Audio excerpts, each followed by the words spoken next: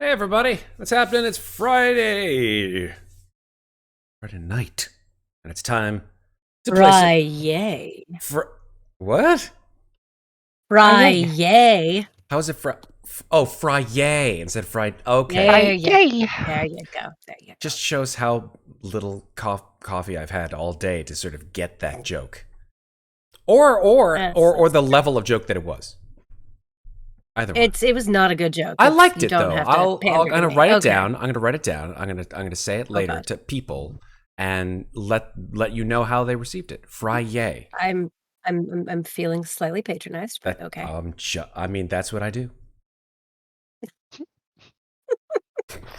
So anyway, you're gonna play some D&D. So anyway, Dungeons and Dragons. Sorry, everybody. Okay. What are we doing? I think Hey. it's we're starting a little bit late tonight because I just came back from a basketball game that I brought my family to, which was fun, and they enjoyed it. I enjoyed it, so I was like, D&D basketball. Haven't played or watched basketball like live for a long time, so why not? I only get to do this shit once, so go. And hey, we only started an hour late, and we can still catch in some a good amount of Dungeons and Dragons time. So yeah, heck yeah. Let's get this party started. Unfortunately, once again, Alex has not graced us with his presence, but I have sent a contract which he must sign in blood and then scan and send back to me, which states that he will be joining us next week. Because if he doesn't, I may just kill off his character. Just, rocks fall. In the city? Rocks fall. Yeah, absolutely. They're, air conditioner falls out of a window, it happens all the time. Especially in Demetliu, right? It's just like, hey, we're walking along, air conditioner. My God, what is this contraption? Or Mikmick will just make one. He'll just make an air conditioner that will just fall. Well, artificers are known for blowing things up, so... There you go. Horrible accident. Be more creative with it. Like, Moyna's taking a bath and she puts a little bit too much water in and it just kind of collapses through the ceiling. Oh, I like that. Right. There we go. Alex. Collapsing bathtub. Yeah. In all seriousness, though, Alex, things happen. So sometimes you just got to take care of life before you get back into the groove with games. It's important, as I always say, take care of each other, but don't forget to take care of yourselves. And Alex is doing just that. So, that said, I think it's important that we take care of ourselves by playing Dungeons & Dragons. Here we go, folks. Welcome back to Demetliu. And, of course, to the Domains of Dread. Now, after allying and finding employment with the detective Alanic Ray, excuse me, you've come to the land of Demetliu, to his home, where Alanic and his husband Arthur and their Vistani halfling ward Cabe Whippoorwill implored you, and of course promised to pay you, to help them find a woman, a sage by the name of Radaga, someone who prophesied the end of the world, and has gone missing after attending court here in Demetliu with the ruler of these lands, Duchess Cedra Donaire. Now, it was after receiving word that Radaga was seen in attendance at Duchess Donaire's weekly masquerade ball that you were sent to infiltrate the ball with forged invitations and interview those in high society who might have knowledge as to Radaga's whereabouts. So, arriving by boat at the Duchess's island estate in Lucine Bay, here in the beautiful, although sort of slightly creepy, city of Porta Lucine, you made your way inside under the guise of nobility. During the ball, you met and fraternized with several members of society, who some of whom had seen Radaga that night, actually. But seems to not have seen her since, so maybe she has disappeared earlier that evening, leaving behind, by the way, her black velvet mask on one side of the ballroom. The Duchess towards the end of the ball, descended into the midst of the party, taking umbrage with one unfortunate partygoer's dissemblances disintegrating him where he stood, and then returning back to her abode upstairs. Clearly, the Duchess is not one to be trifled with. Now, you've received several locations where to move forward with your search. Number 1, the Legacy Library at Jalabert Museum. 2, the Mother of Tears Cathedral. 3, the Moth Orchid Tea House. And 4, the Red Widow Theater, which you have, I think, some of you, have been personally invited to tomorrow night. And also the Valotten Villas, apartment 22. Correct. You know about this apartment and the apartment complex that seems to be owned by Julian Valotten. So that said, you finally left the masquerade. You arrived in the wee hours of the morning back at Alanix Mansion to report your findings and hopefully discuss your next steps. What is it now that you would like to do? I mean, before going to sleep, I do want to take a look at that book that we got from the captain, the one that she was supposed to return. That's right, yes, Captain LaSalle. LaSalle, that's it. Visiting with Visions, I think it was called. Correct, yes. Let me see if I can Yeah, I'd like to give more. that a little skim. All right. Kind of see what it's about. All right, what are the rest of you guys doing?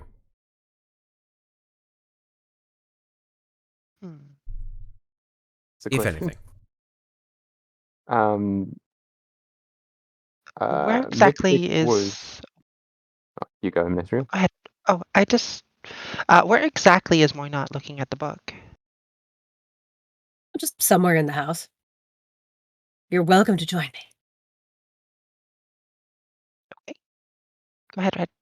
If there's like a living area, like a living room, a lounge, a parlor. Oh yeah, like there are. I mean, I can bring you guys to the a public space in the house. Oh yeah, absolutely. Here, let me bring you guys back to the chateau, and then bring our wonderful folks from chat in as well, so you guys can. Oh, by the way, you don't have any more stress. I would say that. No. That's a good thing, actually. Yeah. So let me just take your stress off you.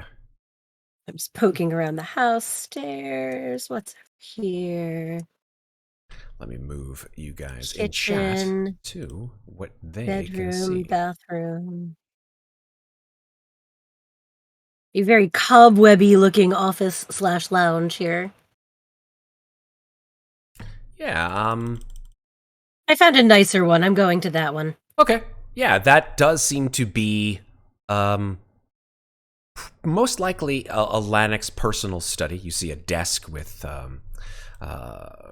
a journal, glasses, an ink pot, quill, and books. Many books, some of which seem to be regarding cases of Alanix. I'm just going to sit down on the comfier looking of the two couches, one with the green cushion, and flip through the book. Okay. If anyone is looking for me, I am at it's the far western end of the hallway. Mikmick, what are you up to? Just before getting back to Alanix's house, he's just gonna poke his head into the masquerade shop and just quickly ask, do you guys do commissions? I'm sorry, what kind of commissions are you talking about? A specific kind of mask. Well, it will take time, dear. Can't just wave a magic wand and make a mask. They're handmade. I mean, that's why I'm asking now, so it can be ready for maybe the ball next week if I get invited back. Sure, we can certainly take it, but we'll, of course, require payment in advance. Yeah, I'll bring you some sketches tomorrow. All right. Lovely to see you again. See you then. And then he'll continue back to Alanix's house. Yeah, let me tell you about this book then, while I find it. Right. Let me find the visiting with visions. I know that there's something about that.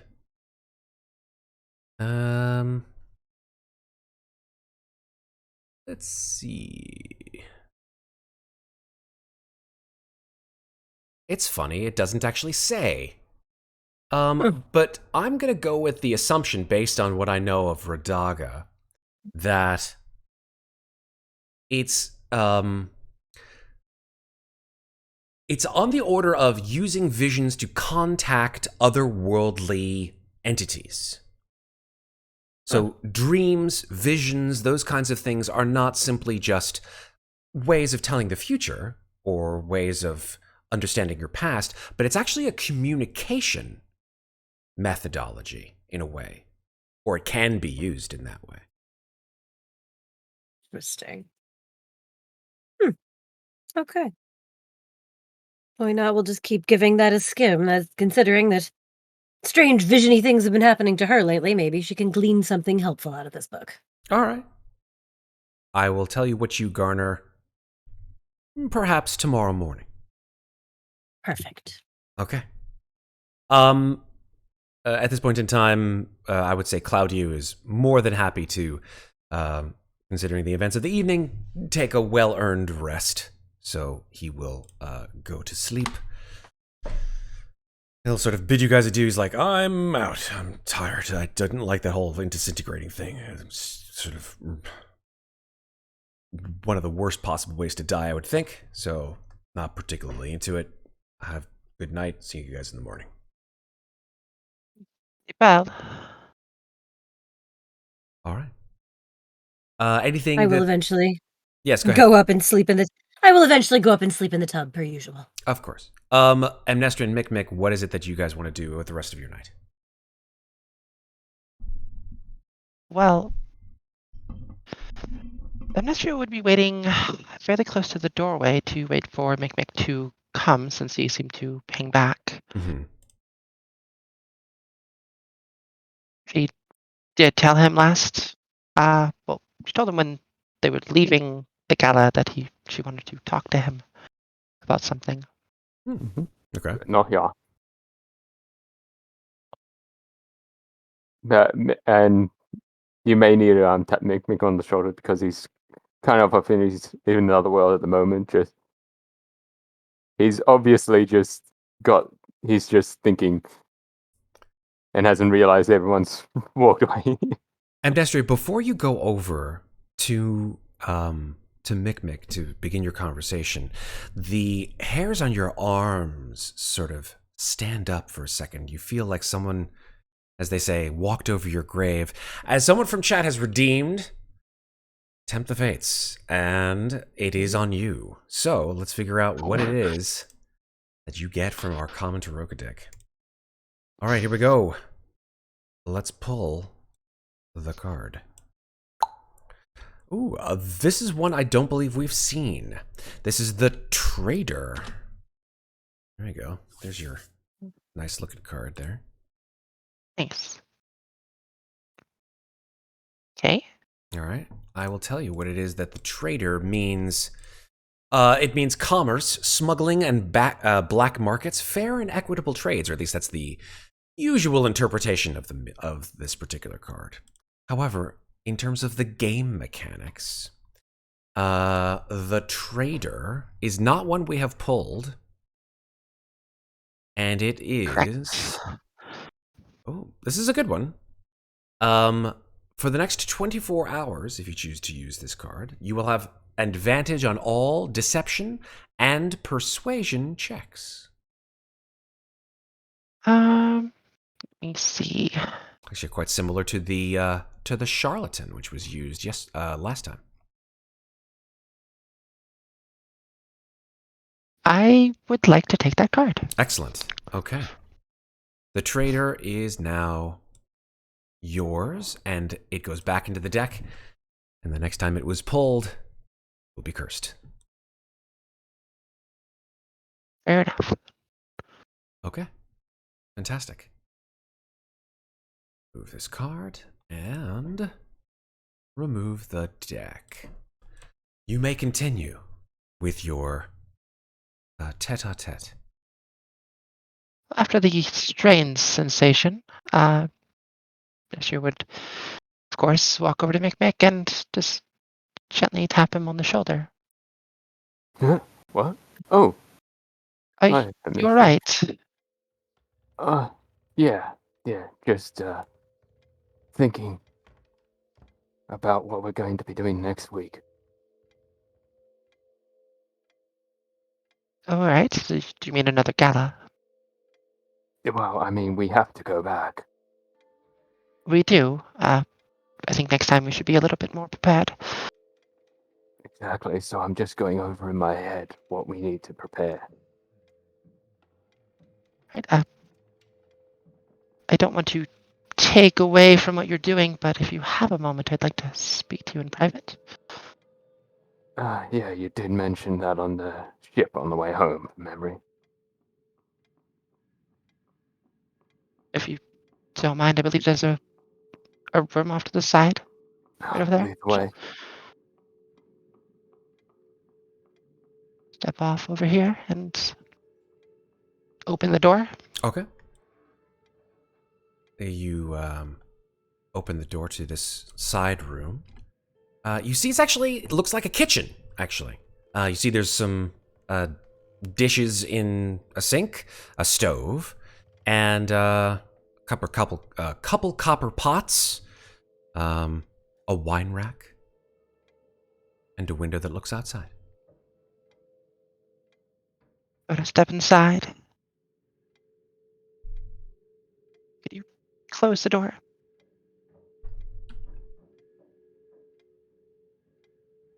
I will close the door for you. Like, No, how he's- can he close the door? He can't close the door. Yes, let me close the door. There you go. The door is closed. Thank you. So it's about the house we were in before. I need to talk to you about that night, and, well, one of those nights. Do you remember what happened in the tower? I remember I got hit by a big armored guy and got knocked out. That's all I can remember of that tower, really. And and before that, though, I think you got smothered by skin creatures. Then, I- when I woke, you were up and running around.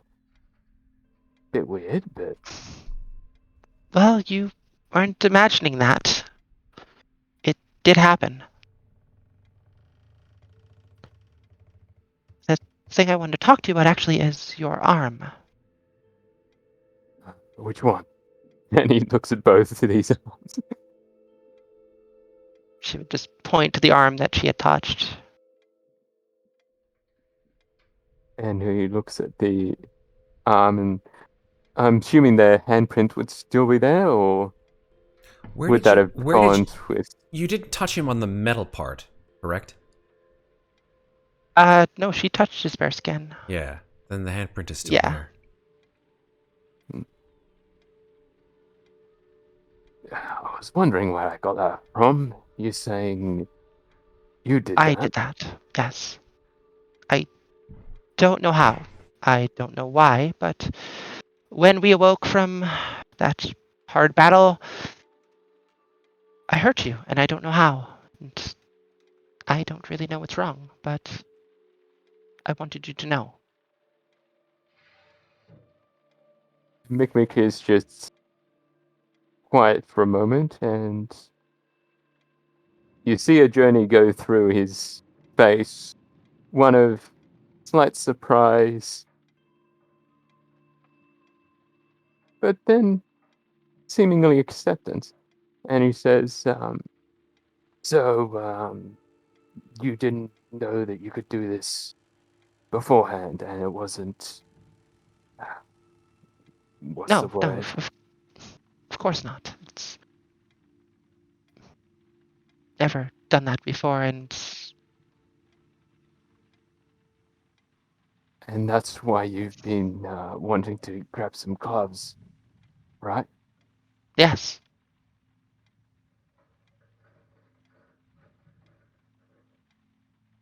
And he just, again, thinks for a moment. Well, I mean, we both don't know what level this goes up to. We need to figure that out. So, he just pulls up his sleeve and holds out his arm with the artificial hand and just says, "Show me."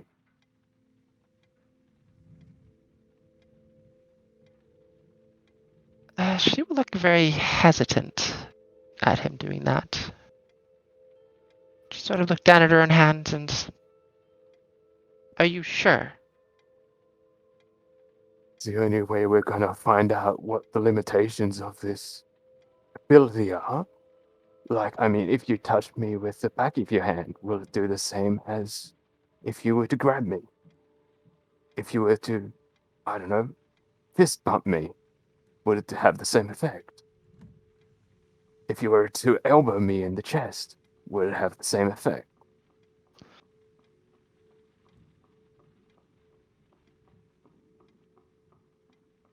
Do you not think we should try to figure that out with the others?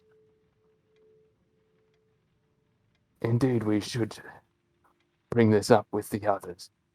But, I mean, I think I can take at least one hit.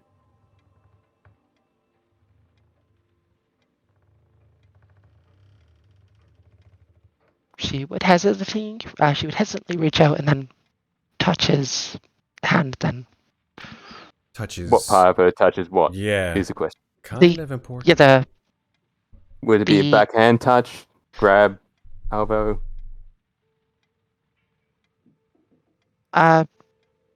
She would just touch the... it's a mechanical hand, is it not? As far as you can see, it's more of a gauntlet. He would touch his gauntlet then.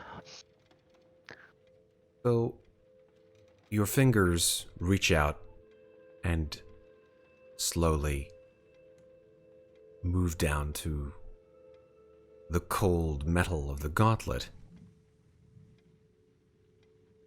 And Mikmick, as Amnestria touches you, instinctively, you know that underneath that gauntlet, there is nothing really of semblance of flesh any longer. There is perhaps bone fused to metal with a nervous system that allows you to feel some kind of pain and allows you to open and close your fingers, obviously. But beyond that, there is no sensation. When Amnestria's hand touches your gauntlet, although Amnestria, it does not leave a mark as it did in the flesh of Mikmick. Mikmick, you feel an intense feeling like pins and needles all through what is underneath that gauntlet, all the way up to your elbow. Like you've stuck your hand in freezing cold water.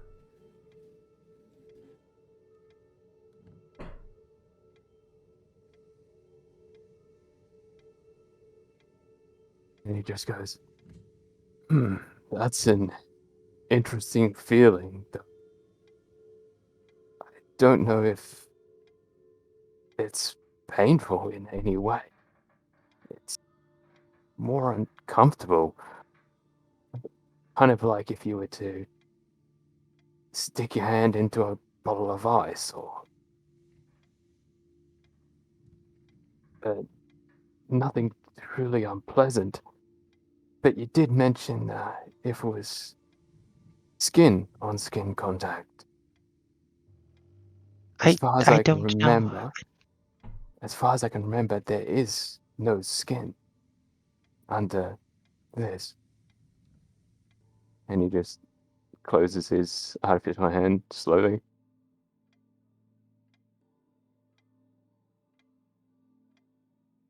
So Pull her hand maybe away. try it on the arm.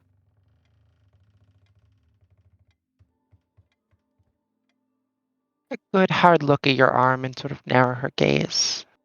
Just look up at you and just, are you sure? Want me to do that? Sometimes you've got to put your body in the way of science. All right. Just sort of reach your hand back out. Just touch your fingers against your arm then. Mikmick, this time, it is a very different sensation altogether. As Amnestria's fingers just brush the flesh along your still functional arm, the pain is immediate. It lances up from where she has touched it, up past your elbow into your chest. It's like touching an electric fence. And yet your skin feels like it's tightening. That it's like a balloon that's been immediately compressed around an object and just pulled taut. You see the skin begin to shrivel and wither where she's touched you. Amnestria, if you remember, you do damage when you touch a living being's organic flesh. And Mikmick, although he is a recomposed organism, he's still alive. So you're going to do damage without even having to make an attack roll. I believe, if I'm right, is it 1d10 necrotic damage? It is, yes. Okay. So go ahead and roll 1d10. She would immediately pull her hand back, but 7 points of necrotic damage to you, Mikmick. I don't think I'm resistant to necrotic, so... I do not believe so. No. Actually, resistances don't matter with this. That's a good point. And Mestri, yeah, this is right. Yeah, that's the way it works with this. Resistances, they don't fucking matter. And he just looks at the now even more withered skin, because I'm not sure if Amnestria would touch the same spot she had already touched. No, she would have touched a different area. Okay, that one hurt a little bit. Yeah. She would be holding her hand like this and just looking down and be like, I'm so sorry. I did not mean to hurt you. And Mikmick will reach up with his other hand, and I'm assuming Amnestria's still got her long sleeve shirt on, and he'll place his hand on her wrist, which is covered by the dress, I'm assuming. And It is, yes. And he'll just say, hey, remember, I did ask for this.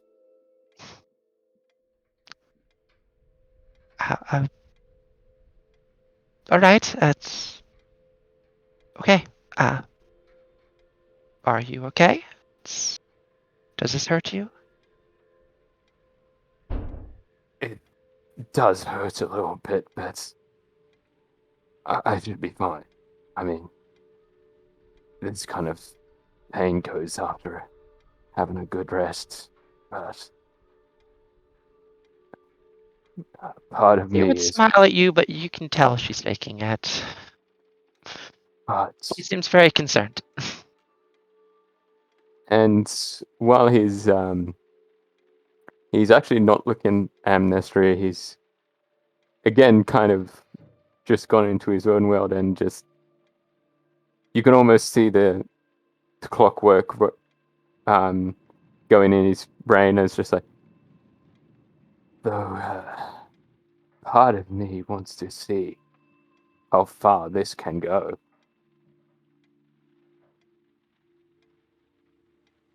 I think that's a bad idea myself.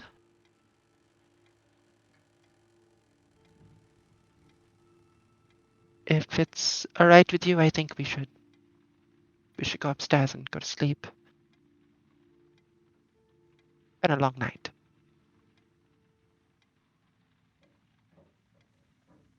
Mikmick will just take a while to respond as he is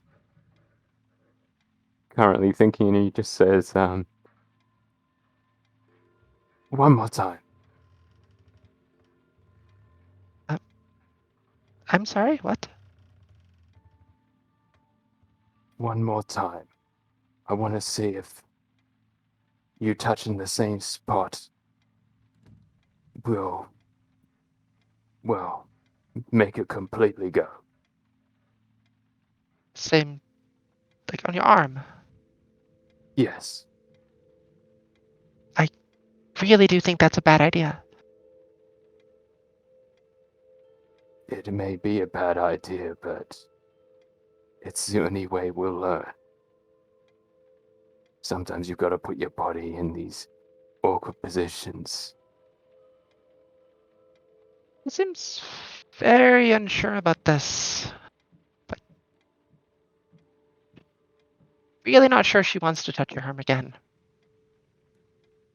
And then Mikmick will see Amnestria's apprehension, and he'll grab her hand Okay. with his non-artificial hand. Yeah. Mikmick reaches out and tries to grab Amnestria's hand. Amnestria, do you move out of the way? Or attempt to dodge out of his grab? Yes, I would attempt to move. Okay, so this is going to be a contested dexterity check. Who's faster? Okay. So just roll dexterity. Yes, please. Okay. Ooh, that's a natural 20 from Ms. Amnestria versus a 14. Yeah. Mikmick's like, Very dexty. you telescope your move, or I should say telegraph your move, way too easy for Amnestria. She just like, it's like, you know, the whole like slap game, you know, where you do that shit. Yeah, immediately. Amnestria's just like, what the? No, that's a terrible idea. No means no, Mikmick. We all know our limits. I haven't reached mine yet. She would leave at this point. Okay. The door, luckily, opens at your touch. Didn't lock it.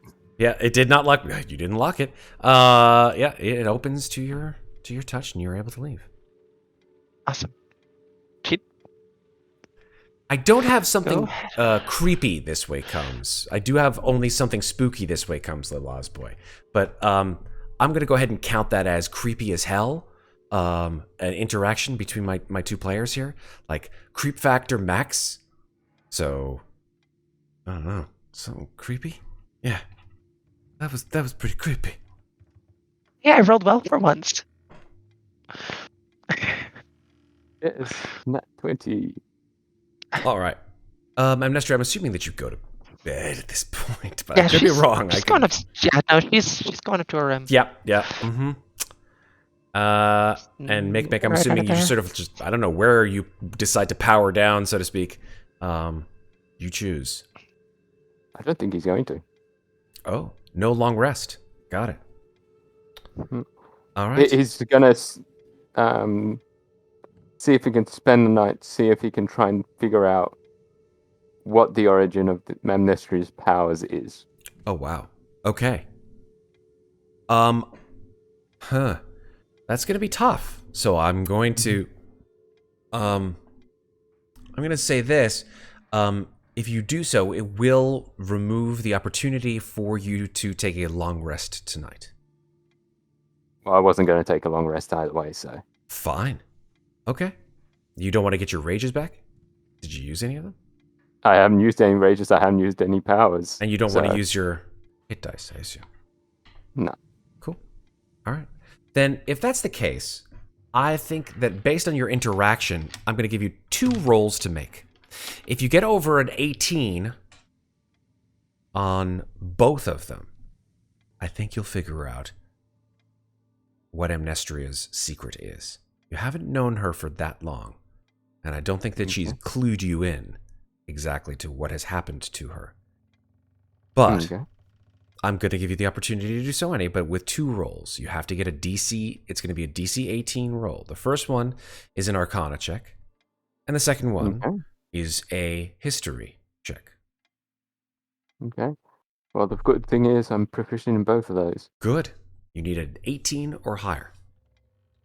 Okay. So Arcana, 12. Nope. And just And for the just for history? shits and giggles, let's hit the History one. History.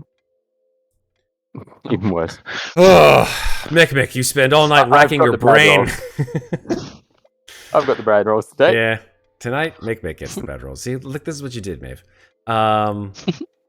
Yeah, you rack your brain. You're like, there's got to be a way. Science. There must be a way. Science. And yeah, just like, you know. Science is failing me. Yes. Why science? What? And you just like yank on your hair like young Frankenstein, like pacing around the room. And yeah, nothing. Why not? After that little, I guess you could call it an altercation, really? I mean, I don't want to call it like, a conversation, really, because Amnestria and Mikmick's thing turned a little physical. You were sequestered, however, in the study reading that book about what potential ties to how you got here and what potential, maybe, I don't know, what entities may be involved.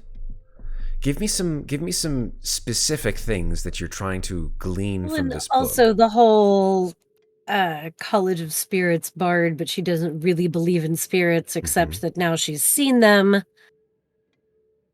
And, saw Cave communicating with the spirit board, trying to get a better understanding of how these spirits are speaking to her. Like how the tales work, like how the songs work. Okay. I would say that based on the first sort of 4 or 5 chapters of the book, which sort of describe what the author believes that spirits or the souls of the dead are, at least in terms of our understanding as mortals, that when a physical body relinquishes its essence and everything that person, that I dare call them humanoid because there are souls within non-humanoid creatures. When it gives up the ghost, so to speak, when it can no longer be supported within a physical form, that spirit is tasked with an abundance of choices that it can make, whether it believes it can or not. That it can choose to remain on the physical realm, however, not in physical form. It can remain in its spiritual form. These spirit entities are known as ghosts. They choose to not move on to a separate plane of existence because of something in their essence that refuses to do so. That their physical will, and it mentions the will, is so strong as to resist the pull of the afterlife itself. That is one choice that certain spirits can make. It then talks about other kinds of spirits. Spirits that didn't really have a choice. That the things that they did in life and the essences that they had garnered, the people that they interacted with, either in good or bad ways, forced them into other planes of existence. Those planes are for ill or for good. Angels, demons, etc. But the essences remained the same. Who they were remained the same. Then there are the corporeal dead. Those that have given up their life from their previous mortal form and now achieve a new life in an undead form. Creatures that walk the night for the most part, seeking the life of others. These are shadows, wraiths, zombies, and more powerfully, liches and vampires. It doesn't mention any of them by name, as it doesn't really go into detail, because the tenor of the book doesn't really discuss spirits so much as it discusses visions and how to communicate through visions and through the essence of spiritual energy with those entities on other planes of existence. Okay. I'm going to hang on to this book for a little bit longer before she returns it to the library. Fantastic. Don't wait too long or you're starting to get library fees. She wasn't the one who checked it out. But in the meantime, checking to make sure that everyone has made their ablutions for the evening, she will once again fill the bathtub with ice cold water and climb in for a long night's. Okay. And Muadnhait still does have the magical tinkering hair seashell. Yes. Because that just lasts. Hell yeah. Yep. Okay. She has her creepy hair shell. Hey, you do you, as they say. So, those of you who have decided to take a long rest, you go ahead and give yourselves the mechanical benefit of said rest. Those of you who have chosen not to, no dice, no soup for you. No furrow. And then, yeah, just bring your hit points back up to max. So the day dawns, and you awaken in your places of rest in Alanic's mansion. Alanic obviously didn't greet you at the door when you first arrived last night. He let you know that there was, in fact, like a spare key that you all could use to enter the manor.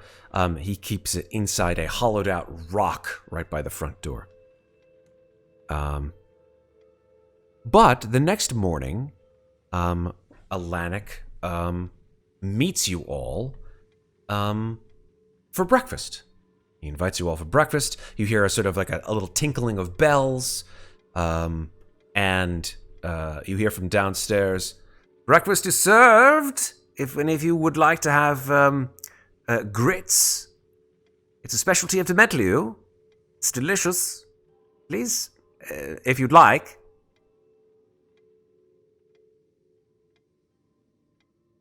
Muadnhait will come downstairs, once again, completely naked. She's got her hair covering most of her, but she is not wearing any clothes. As the guests at the in the dining room, like you open the door and you're naked. Like Cabe's like, okay, grabs a tapestry off the wall and just wraps you in the tapestry. And Alanic's like, Cabe, that was a fine.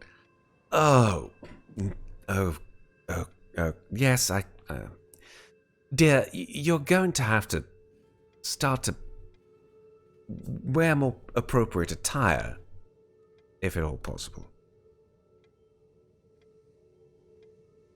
Humans are so strange. Yes, we are, and I'm not human, but that's all right. Well, whatever you are, you're strange. I have been told worse. Fine. I shall return. She'll go upstairs and strap on her ill-fitting leather armor. Okay. Amnestria and Mikmick, you are, of course, invited to breakfast as well. Amnestria would come down. Oh, go ahead. Sorry.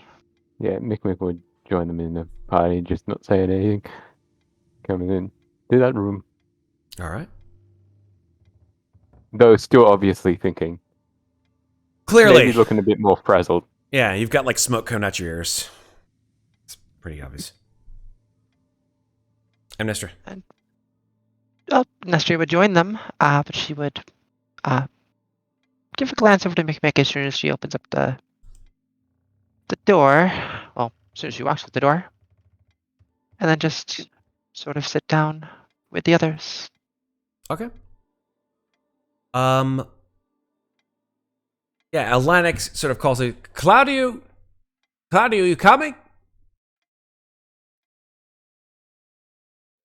Your friend seems to not wish to join us for breakfast.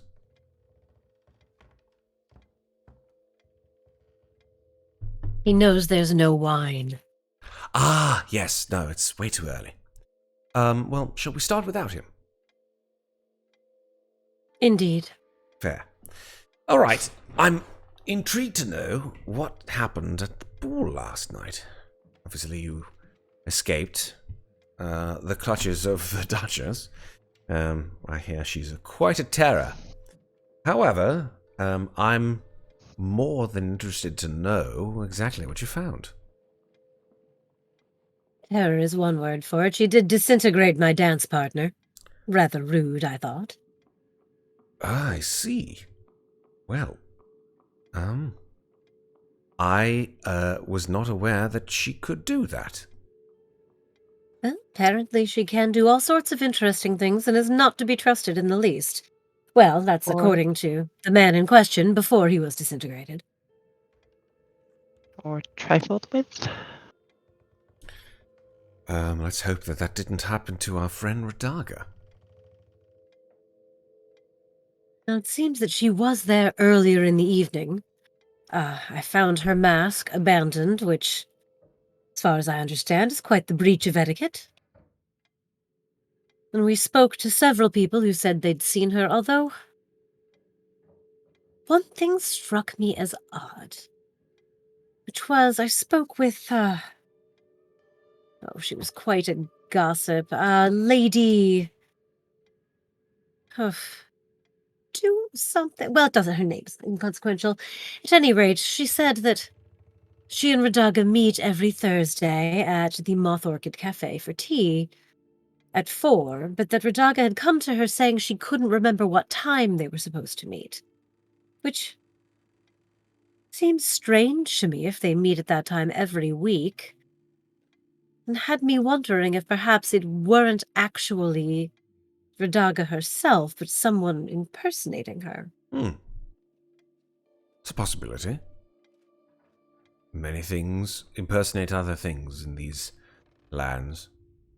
Well, it seems to me that someone who is the head of the Order of the Guardians wouldn't be so absent-minded as to forget at the time of a weekly commitment.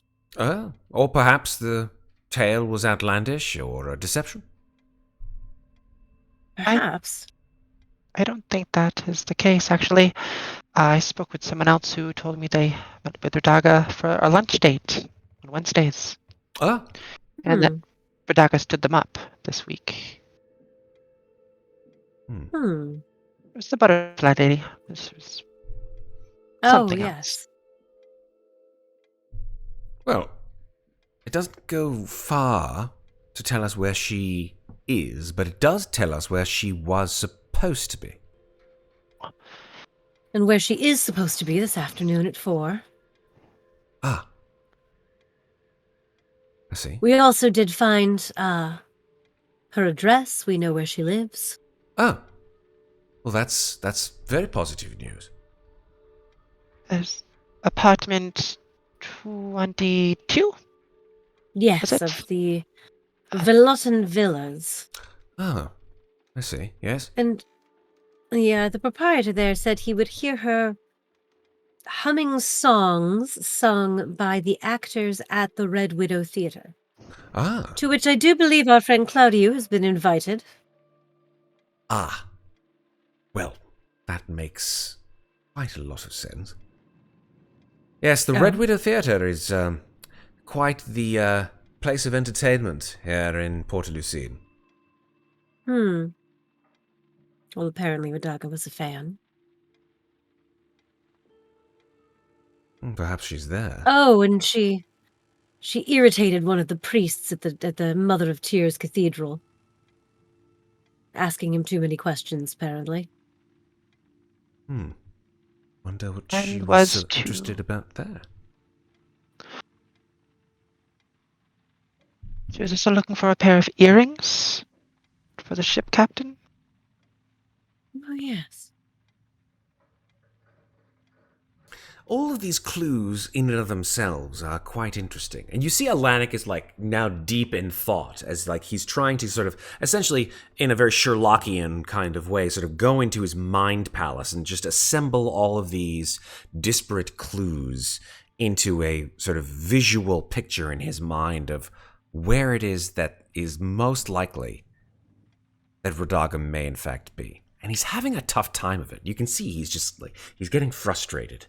He's like rapping on the table, he's shifting around, he's sort of furrowing his brow, and Arthur on the other side of the table just says, I say, Alanic, you right there, old chap. I'm fine. I'm fine. It just doesn't make sense. None of this makes sense. I need more time.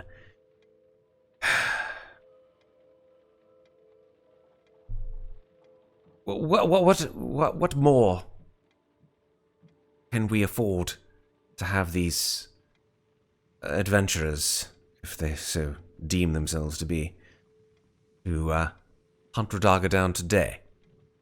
Alanic says to Arthur, and Arthur says, I mean, we have the reserves in the basement, but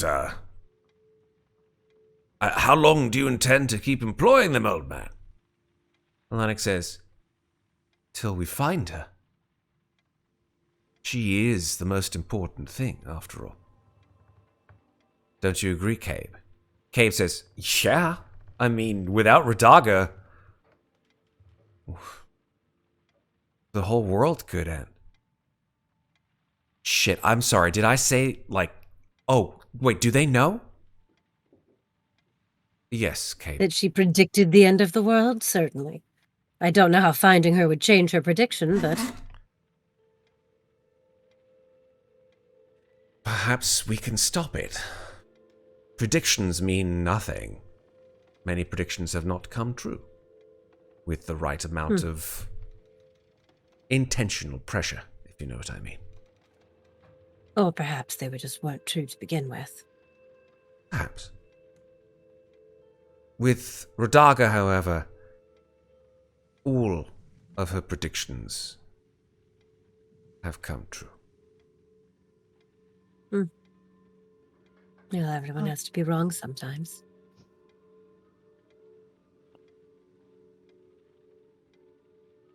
So, are you interested in perhaps spending another day here in Dementlia? Well, actually, we did learn something else.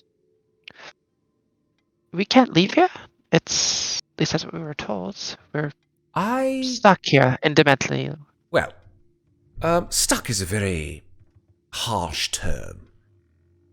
As you can obviously see from our past experiences, and he points over to Cabe, we have ways of moving through the mists as long as there is a tether to another point in the domains. Cabe has a certain ability that others of his kind have from their genealogy that allows them to travel and bring others with them to other places within the mists. Well, yes, but that means that we can't leave without you. Or your blessing, I should say. To some degree, yes, you certainly cannot leave without having Cabe offer the opportunity to move beyond these places. And if it is possible that you do find something in your travels that does link you with your original home, then it is likely that Cabe will bring you home.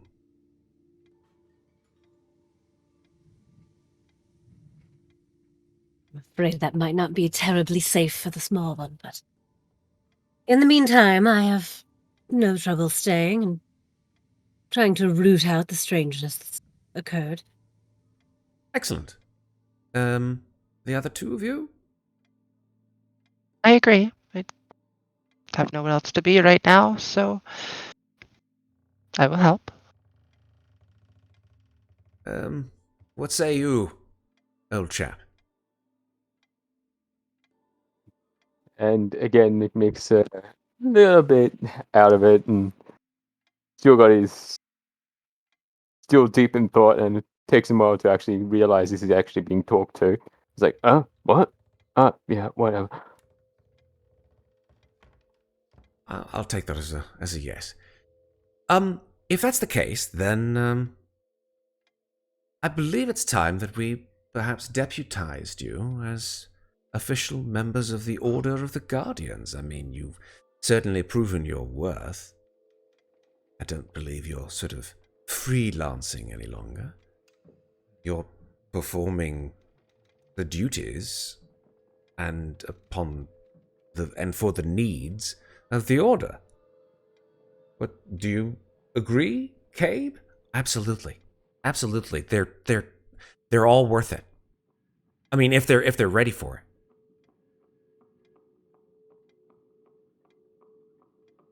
Ready. If ready for what exactly? Well, the Order faces many threats in Dementlio as well as in other domains. We seek out evil and attempt to understand it and, if possible, halt it before it grows in power and nature, containing it if at all possible. If you intend to be part of the Order, this would be amongst your goals beyond that of finding your way home.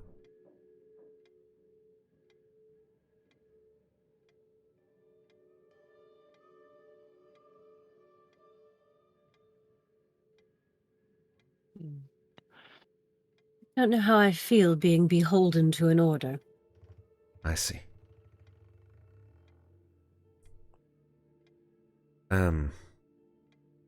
I don't believe that's a no, but we'll put that aside for a moment.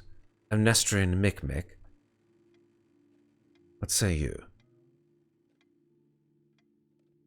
Well, I'm sort of already beholden to a different order, but I will help you. It's not an exclusive agreement, of course, right? I'm aware.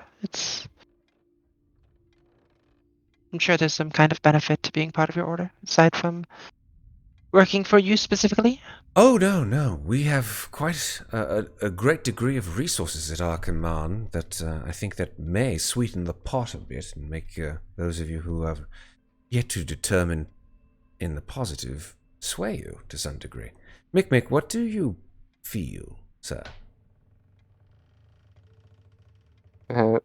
Ever since he was being taught to, he actually is focusing on the conversation, and he just says,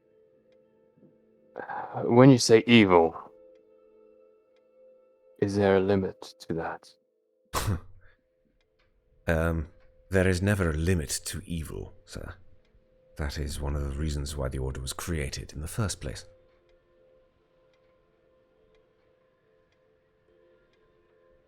Because all I'm saying is there may be situations where to get what we need, we may need to go a little bit beyond the legality of things. Oh, please, as if I have not done so. Stretching the legal measures of this land as well as the others, whilst keeping one's body intact as well as one's soul, part and parcel of being on the side of good. Well, I mean, if the legality of methods is not an issue for you, then it's not an issue for me. As a very dear friend of mine once told me, if you're doing something that you know is wrong for the purposes of doing something greater which is right, don't get caught doing that which is wrong. Good words to live by.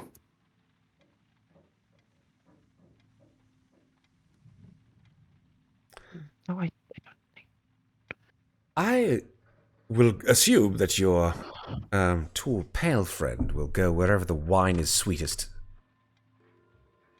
As long as nothing endangers his nature that is slowly eking out to us, I assume. That he'll follow suit with the three of you. I will help you as it serves me. But I answer to no man. And I choose no sides. I believe that is the best of all possible worlds. That said, as part of the Order, you have access to our resources. And he sort of pivots to the right in his wheelchair and starts to wheel away from the breakfast table. You see that Arthur stands up and moves to the door and opens it.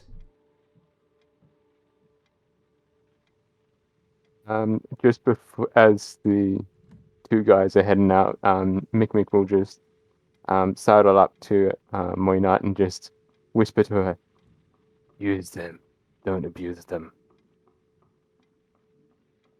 Mikmick, And just give her a wink. Moynat just smiles at him when he says that. Arthur and Alanic move down the hallway, past your point of view, to a side door on this corridor. I don't know if you guys are intent on following them. That's your choice. I shall follow. Well, as they leave, Amnestria's I gonna feel like really that's what they become. want us to do. She's gonna really become interested in her breakfast now. Okay. Yeah. Delicious. The hot steaming bowl of very small cornmeal particles doused with honey. Nice. Alanic called it grits. It's not cheese grits, it's honey grits. Best. Okay. Arthur produces a small iron key from his waistcoat, places it in the door to the northeast of him, and he says, "This is the armory." Sorry, that was Alanic's voice. This is the armory. I assume you'll need some assistance in your endeavors, and so I'm going to say that this place is up for whatever you need. And he opens the door. Now, I'm not going to tell you the exhaustive list of everything in this room, small as it is.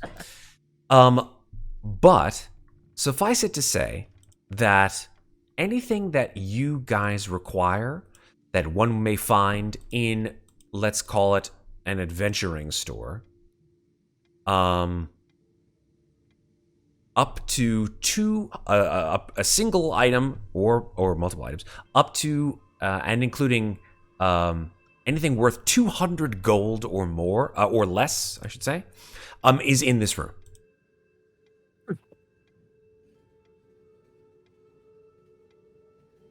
So you need it? You want supplies? Supplies! Sorry, it's a really bad joke. Oh dear. I'm definitely looking for better armor. Okay. Well, Mikmick is gonna see if he can find any ammunition. Well, you guys aren't even near the door yet, so you don't even see the room. I'll let Muadnhait go in first. All right. I will go into the armory. All right. And I am looking to figure out what exactly I'm looking for. All right. Yeah, so armory-wise, there are suits of leather armor, studded leather armor. Let's see, I think chainmail, perhaps, I believe, depending on the price of chainmail, which I have to look up. Weapons of every kind.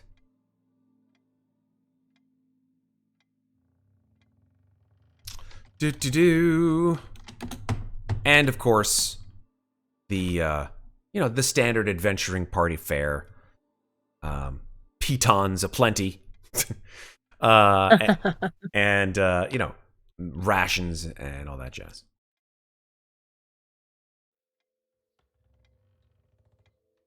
But tell me what it is that you guys would like. I'm looking for studded leather armor. Okay, yeah, there's definitely some studded leather armor there. Excellent. I'll take that. Okie dokie. And how would +1 weapons be in here? No magical items, all mundane. Okay. All right, then. Then the studded leather armor is enough for me, I think. I've got... Okay, can I use shields? I don't remember. If you don't have Everyone the can. proficiencies, I think bards do have shield proficiencies, I though. think they do. I have to double check real quick. No. Light armor, Bards don't long have- swords, rapiers, and short swords. No shields. Okay. Yeah, Unless no you're a shields. valor Alright, bard. then. If you're a valor bard, then Which you I need am shields. not. All right. Then, yes, I will just take the studded leather. Okay, cool. That will bring your armor class, I believe, to 16, but I can double check. No, it's 12 plus dex, so I think it'll just take me up to 13. Okay. I think. Yes, you're right.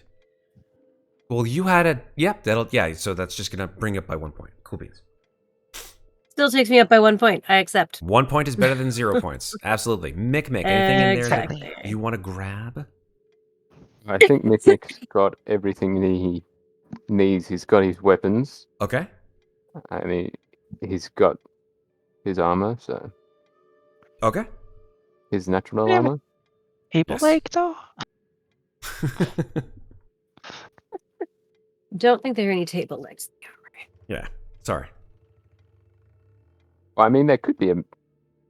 I mean, you could just But- grab the leg of the table that's hosting like all of the weapons on, and just pull the damn leg off if you wanted to. But yeah, No, but as he sees Muadnhait grab the studded leather armor, he's looking at the armor itself and just thinking.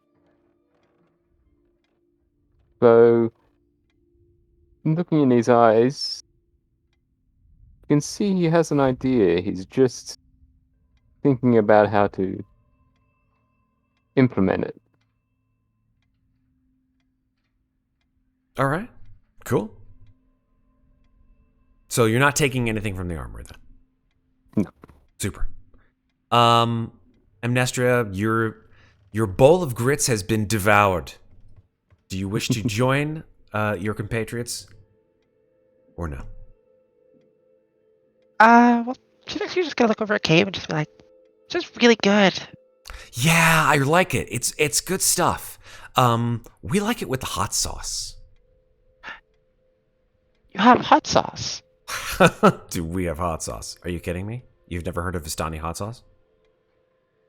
I mean, I've never had a stunning hot sauce. I've never heard of a... Look, Actually, would she have heard of a stunning hot sauce? probably not in Mordant. Gonna look over the side. Have we heard of a stunning hot sauce? No? Okay. Cave's like, no. I mean, first of all, without hot sauce, where are you going to get the flavor? Salt? I mean, if you have some, I'll have some hot sauce. I wish I just carried hot sauce, everywhere with me in my bag. No, I don't. Cabe decides this is, if you want me to get hot sauce from my Vistani buddies, we'll have to find a Vardo or something, and then I'll get some there. I don't just carry it around with me. What if I were captured? Then they could reverse engineer the Vistani hot sauce, and then where would we be?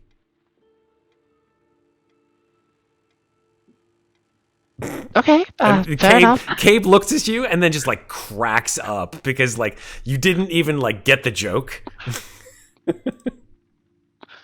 You were taking it all seriously and shit. Raise an eyebrow and just be like, Oh, it was a joke. Oh. Yes, it's a joke, Amnestria. There's no such thing as Vistani hot sauce. I was totally just kidding you. Well, now you have me disappointed. I'm disappointed too, Amnestria. I'm really... Okay. So, do you want to go to the armory and get stuff, or are you just going to sit there and digest? There's an armory? It's... Amnestria, Okay, I mean... we were just talking about this.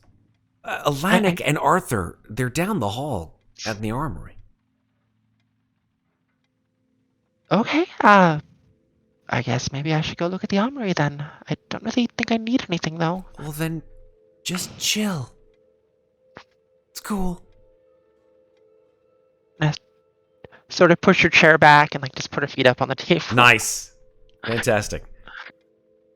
All right. If everybody has gotten stuff from the armory for today, I will actually also grab a short bow because I don't have a ranged weapon. fantastic. Absolutely, yes. You will be able to grab a short bow. Do you have arrows? No, I would have to grab those as You well. can grab a quiver of, say, 20 arrows. Perfect. Okay. But there wouldn't be any pistol rounds in the armory, would there? So, no, unfortunately. Great question. You could potentially use, like... Let me think about this. You could use, like... what do they call those things where you roll them on? Just like the metal ball bearings? Like Yeah. You could probably use some ball bearings. But pistol rounds... I don't know. It's not a BB gun. Yeah. No. But I know that Alanic does know that you have this pistol. He's seen you fire it. He's seen you all fire it, actually. But Alanic is kind of... I mean, if you want to ask him for pistol rounds, he could potentially try to make some, if you're intrigued about that. No, I mean, technically, Mikmick could make some as well, but There you go. So you don't need to ask him. he just has to find the resources. That's the fun part. I'm with you. All right. So yeah, no pistol rounds in there, unfortunately. All right. So as Muadnhait heads out of the armory, and he just says, Muadnhait, if we have time today, you think we could swing by a local blacksmith?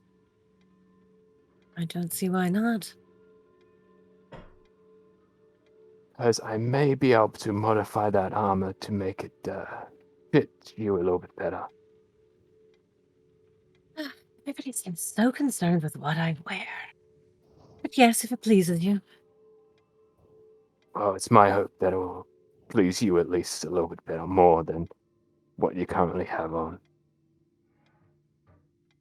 Thanks. Amnestria, would you mind? We're going to close up the shop.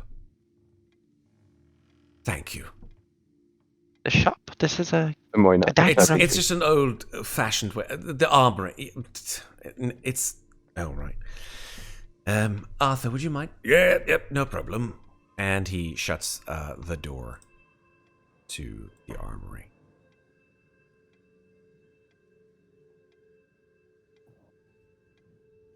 Wait, was he not talking to me then? Because I'm not there. No, I think it was Muadnhait who...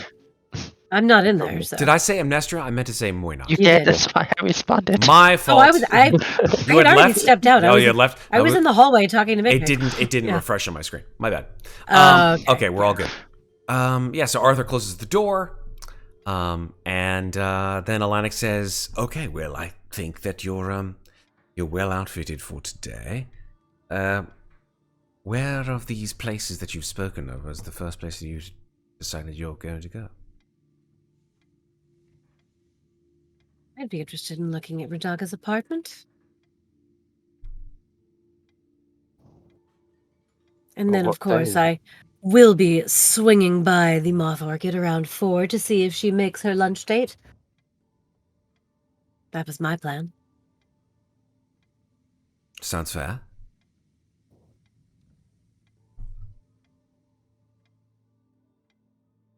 I assume the rest of you are in the same plan. Well, it's Feel better free to if we all explore travel elsewhere. together. You don't all have to go to the same place. You could potentially split up if need be.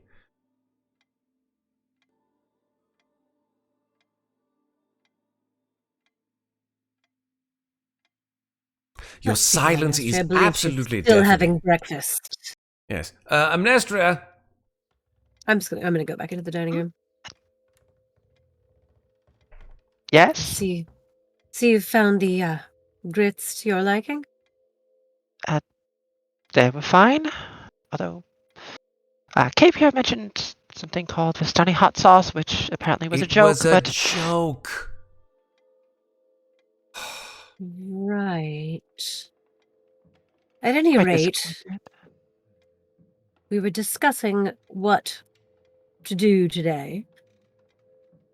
For my part, I'm interested in seeing Radaga's apartment. Maybe figure out if she's been there or not. And swinging by the Moth Orchid around 4 to see if if she or someone makes that lunch date. Was there anything you wanted to do? Or it seemed particularly interesting? Or useful? I mean, I can certainly help you, but it's nothing really interesting I'd like to do. Okay.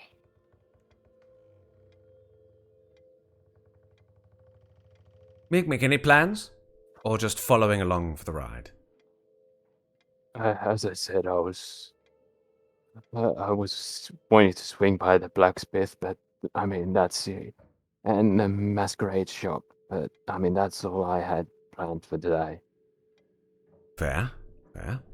Well, I don't know what's taking your friend so long, but if he does get up any time before noon, I'll let him know exactly where you are.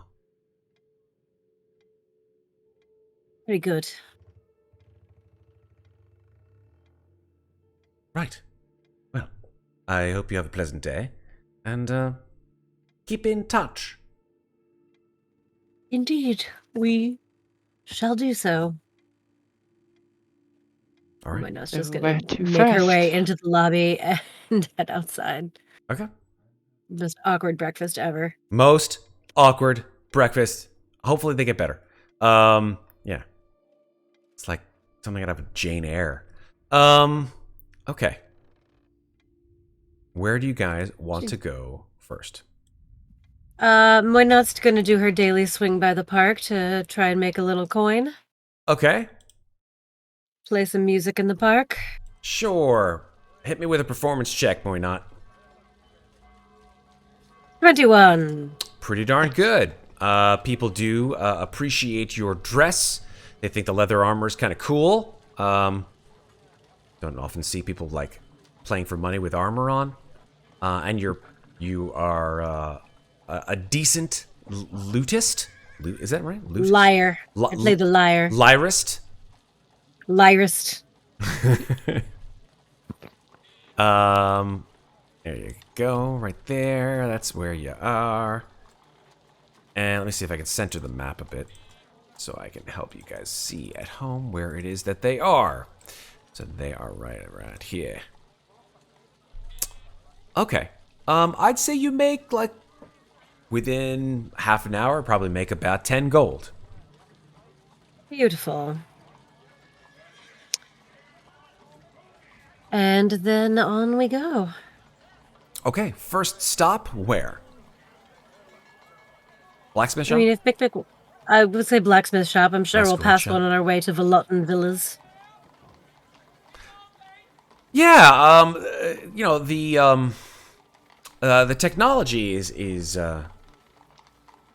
certainly, I think, beyond that of sort of medieval blacksmiths in this particular place. It's more in the vein of probably early to mid 19th century.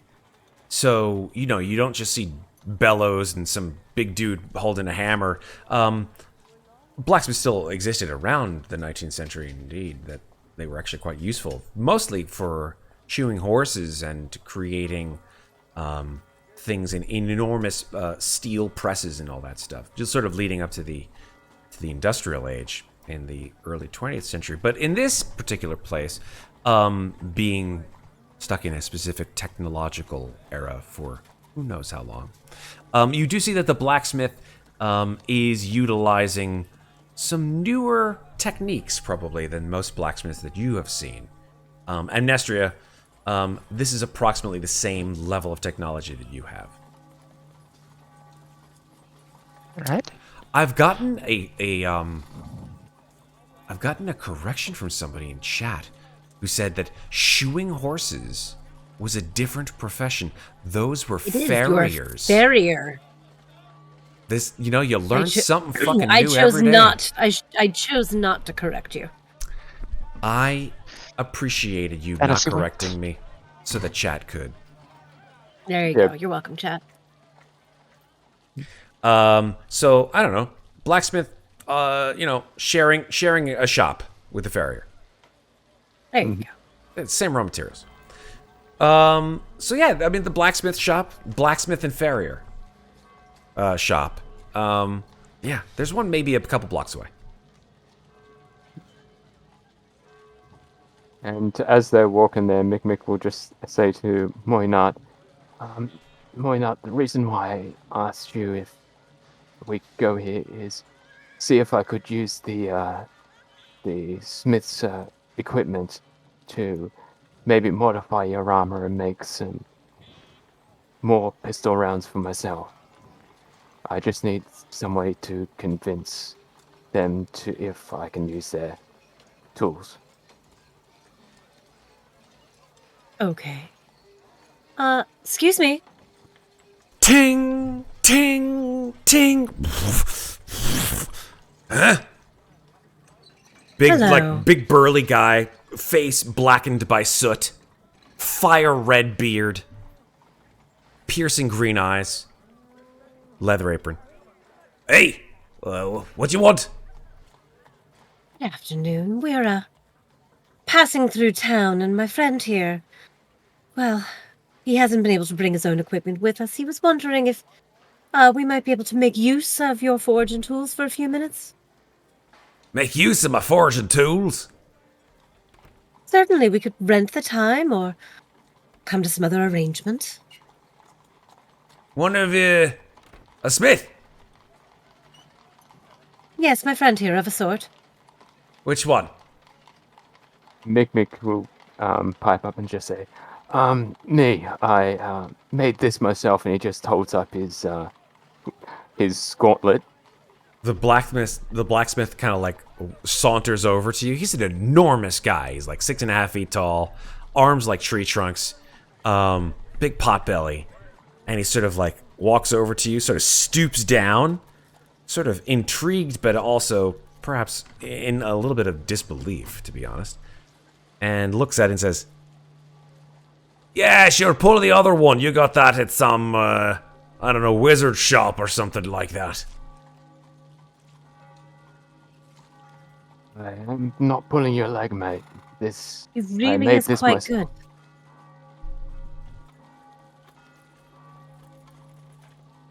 good. If you let him work, perhaps he could teach you something.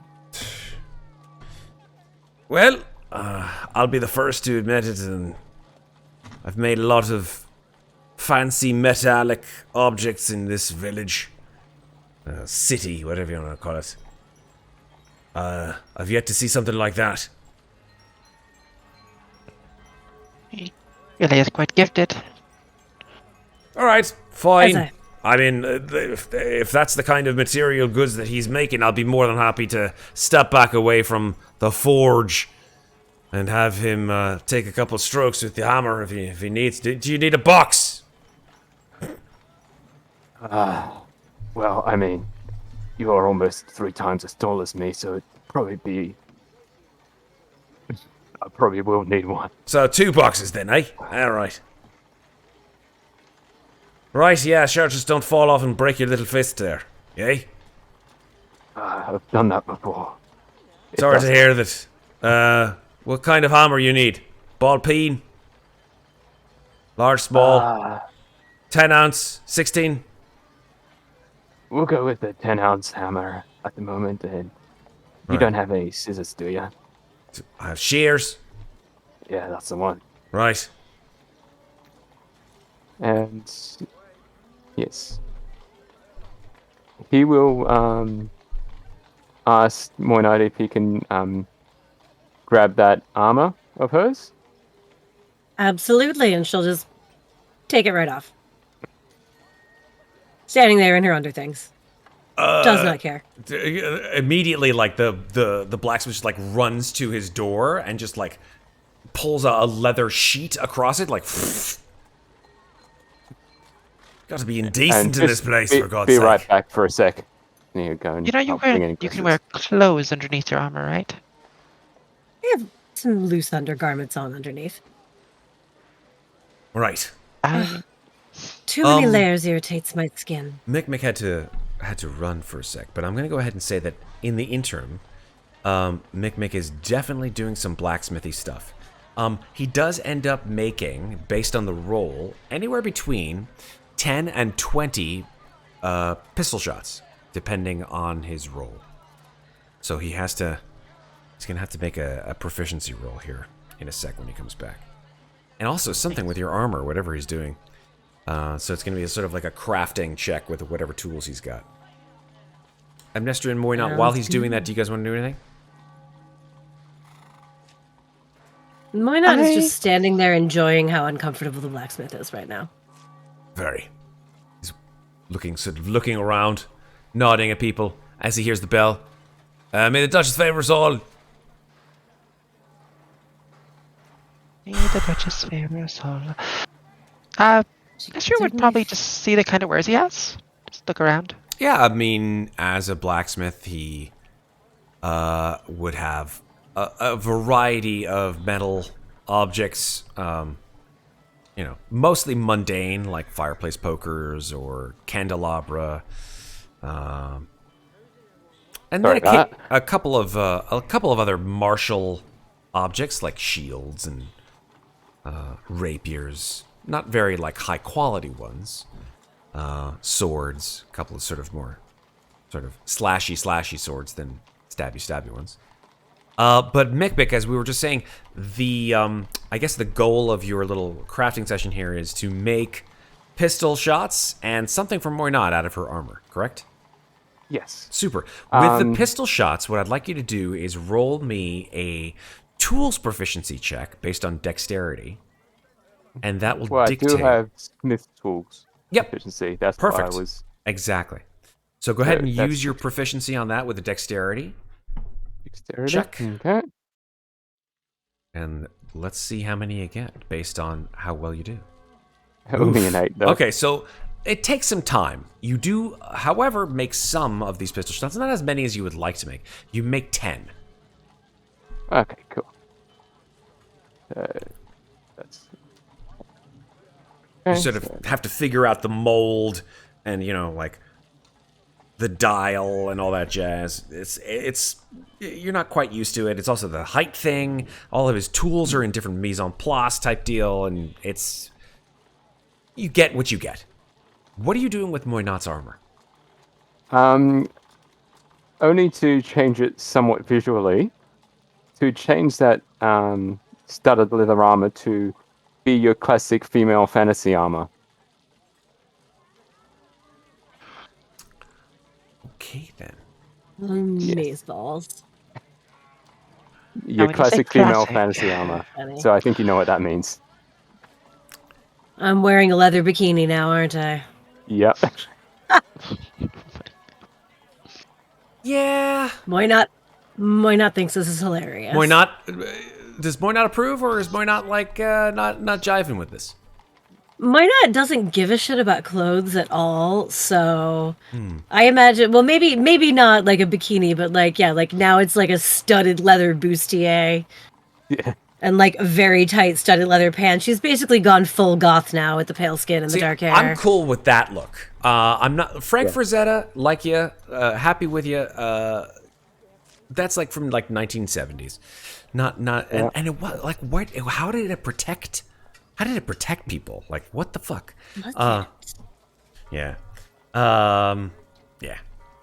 But yeah, I like this idea of the now studded it's like leather. Now it's bustier like thing. full goth studded leather. Yeah, Yeah. I'm down for that. Yep, she'll put it back on and be like, well, this is... I don't know, maybe now people will stop complaining about what I wear all the time, Very good on you. You. Maybe I'll have to have Mikmick do the same with my armor at some point. I mean, I'm here. I can do that now. It is far more comfortable, I will say that. Currently, she's wearing the Scale scale mail. mail that she purchased from the vendor. That's from gonna the take some trader. time to alter So- that. Right. Yeah. Yeah. Like leather armor, Well, I you mean, can if probably you- do in like if I you don't want, know a you can couple leave hours. it with But Mikmick, and you can. you want to leave Mikmick I- behind for the rest of the day? Sure, be my guest. It's up to you, Mikmick. If you would like to do that. If not, we can wait. No, I don't want to hold you up. I want to get back into the swing of this. So, Another day. yeah. And when you're ready, I have another set of armor I can wear anyways. The armor I was wearing before, so... Okay. So, I'm trying to sort of grok this. Mikmick, are you staying at the blacksmith, or are you going with them? I'll go with them, seeing as Okay. Maeve just said we'll do the scale armor on a different day. Perfect. Love it. All right. You bid the blacksmith farewell. He's sort of still a little bewildered as to this whole state of play, so to speak. And yeah, you've definitely made an impression. When we leave, I'd like to give him a gold coin. He takes it. He says, "Well worth my time. Thank you, dear. Thank you for letting us use your facilities. For certain. Come back any time." Don't suppose you know the way to the Velotan Villas from here, do you? Yeah, let me think. The villas. Yeah, it's that sort of large, ugly building towards the east. And let me see if I have that on the map. I don't think it's one of the Don't. marked It's ones I not. looked It's earlier. not on the map. I'm gonna go ahead and say, based on my knowledge of the Velotan Villas, I'm gonna say it's probably like pretty close to the Red Widow Theater.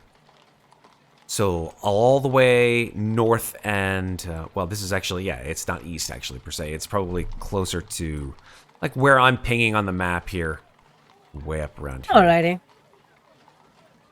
Well, then it looks like we have some walking to do. All right. So yeah, you pass north through the street of salons. Lots of shops here, obviously. Many of them fashion, clothing, masquerade masks, of course, as well as dyes, fabrics. It's like a whole, texture thing going on. And that street curves around. You hear the bells of the cathedral sort of ringing up north to your from your position, the Mother of Tears Cathedral. And then over here, as you pass along the street of salons, you pass by the Great Library, the Jalabert Library. Is that it? Let me double check. I'm pretty sure that's the Jalabert Library. Yes. Yes, the Jalabert Library, which is where the book is needing to be returned. When I'm done with it. Of course. You pass through some alleyways to get to a side street, which then brings you, again, northward and past the Crucible Building. I don't think we talked about the Crucible Building. That's essentially the police station. Any and all illegal activities, criminals, etc. are brought to the Crucible for internment. Or other things. You pass by the Crucible, move past a rather large wall to the outside, more sort of northward area of the city. You immediately notice that the sort of more high-standing people are not in abundance here. Many more people here are barely hanging on, to be perfectly honest. They just have, the finest sort of idea of what fine clothes should be like. Just the barest idea of it. But in reality, the illusion has already been dismissed for all intents and purposes. You see that these people are wearing essential rags with, small trinkets here and there to sort of make them look somewhat estimable. But beyond that, these folks are a little more than peasants. And you pass northward. Right, you can see the Red Widow Theater from your position, actually. It's a strange building. It's sort of large and ovoid. It has sort of, the front part of it is like a sort of a dome, and the back part of it has this sort of large sort of cylindrical area to it. And you see that there are sort of large scaffold-like pipes that are picking out of the sides of the building at strange angles, and that's when you realize that the building itself looks like an enormous spider. Cool. That certainly explains the spider mask. Indeed. That said, you do notice that there are signs to Volotten Villas, and you follow them to that building. I tell you what you see.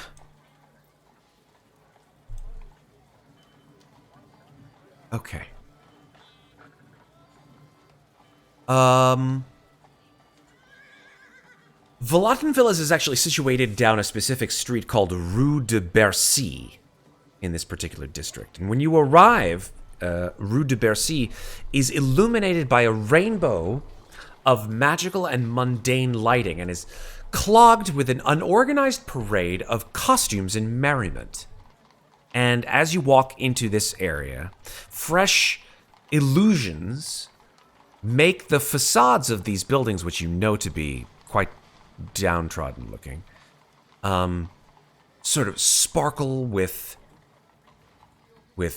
beautiful gilded paint. And as you look up at Volotten Villas, it too shines with this sort of gilded trim, and crimson paint, and fluttering flags that seem to say, "Better to stay in here." Residents in and around the villas are dressed in what they can probably make out to be their best finery, although you know it's just nowhere near to what it's like in the central part of the city, or even on the island. But finding and gaining access to Radaga's apartment unnoticed probably won't be very easy considering how many people there are here.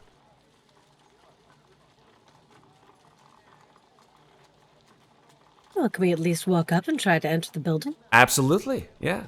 As you walk up to the building, you see that there are residents celebrating and sort of gossiping, bargaining, and a couple of them are, even now, sort of trying to talk about how they're going to get invitations to the next grand masquerade. I'm sort of operating on the hide in plain sight notion here of just going up and walking into the building as though I belong there. Oh, okay. Let me think for a second here. Where should I put you guys? Okay. I'm going to bring you to a map, but let me make sure that this map looks okay. Yeah, okay. Yeah. Let me just bring this back to the appropriate level there. And Mikmick. And Claudiu's not with you, that's right. Okay. Mikmick. Okay, let me bring you to this map then. Let me know if you can see this map. Yes. I can. Amazing.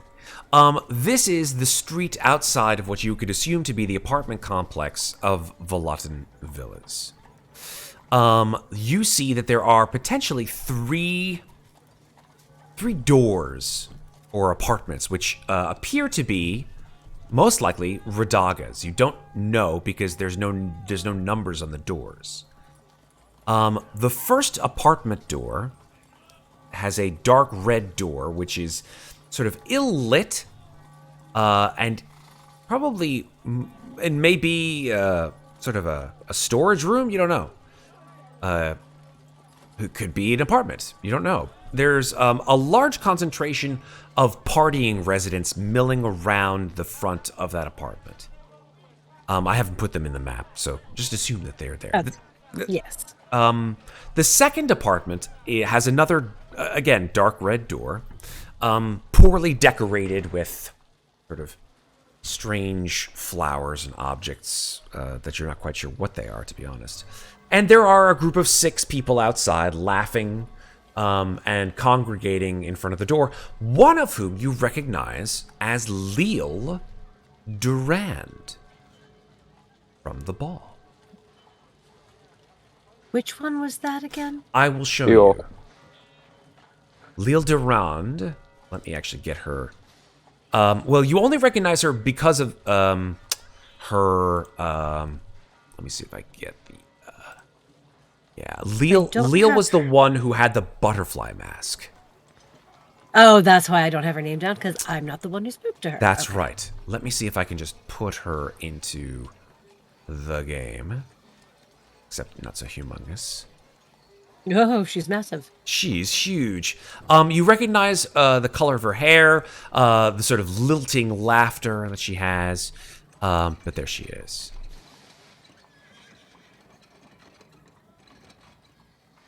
Oh, and she's at the second door. She is at the second door. That's correct. Alrighty. And then the third door is sort of at the end of this street. It's freshly painted. The door is somehow... It seems like it would be easily overlooked. Because the door sort of shimmers a little bit. Like it's maybe not even there. And there are 3 members of who you can assume to be the City Watch. They're dressed in uniforms. You've seen them through the streets of Porta Lucine. And they are in the street in front of the door.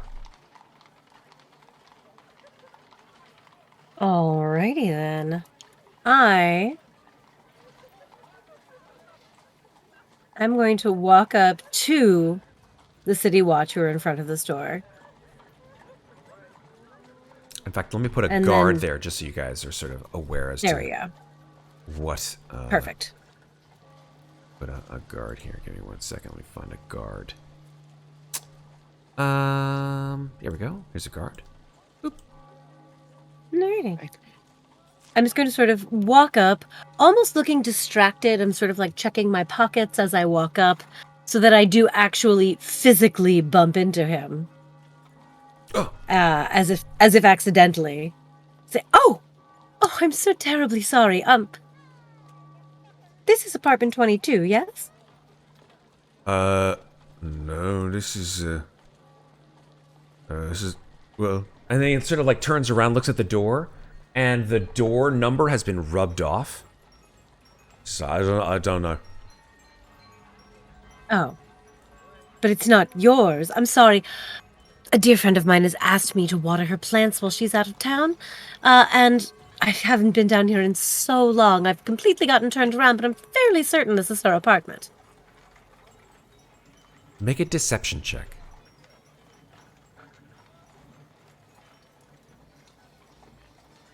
20. Non-natural. He says, "You friends with that Radaga lady?" Yes, we work together. Oh. Well, I guess that's right then. Yeah, that's, I guess this is 22. Yes, so if you don't mind, my friends and I just need to get in so we can make sure everything is in order, and then we'll be out of your way, quick as a wink. Alright. Yeah, it's fine. No problem. And then he just sort of moves aside. Alright, I'm going to attempt to open the door. Okay. Let me see if it's locked. Hold on 1 second.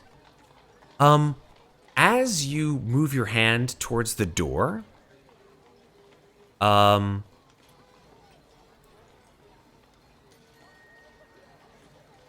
yeah, first of all, as you come within sort of like about 5 feet of the door, the shimmering on the door that seems to make it sort of less noticeable, it fades so that it sort of comes into focus more. And you move your hand towards the doorknob and are able to sort of like, at first you're like, where's the doorknob? I can't find the, oh, there it is. And then you grab the doorknob and turn it, and it does not turn fully. It is locked. Where did I put that key? I'm going to start patting my pockets like I'm trying to find the key somewhere. Be like, Mikmick, Amnestria, did I give you the key? Who has the key to the store? We didn't leave it at home, did we?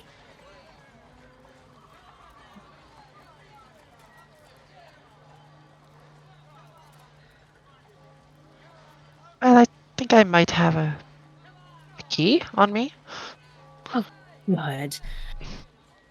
I'm going to turn to the guard as Amnestria comes up to the door and just be like, I'm just such an idiot. I would lose my own head if it weren't screwed on, you know? I'm amazed I didn't leave my feet at home today. And I'm just going to try to distract him while hopefully these two figure out a way to open the door. Okay. Make another deception check. Alrighty. Deception. 13. Not as good. Okay. I'm gonna make him roll an insight check. He's not the smartest of all the guards that you've ever met, but let's see. Let's see if this thing will.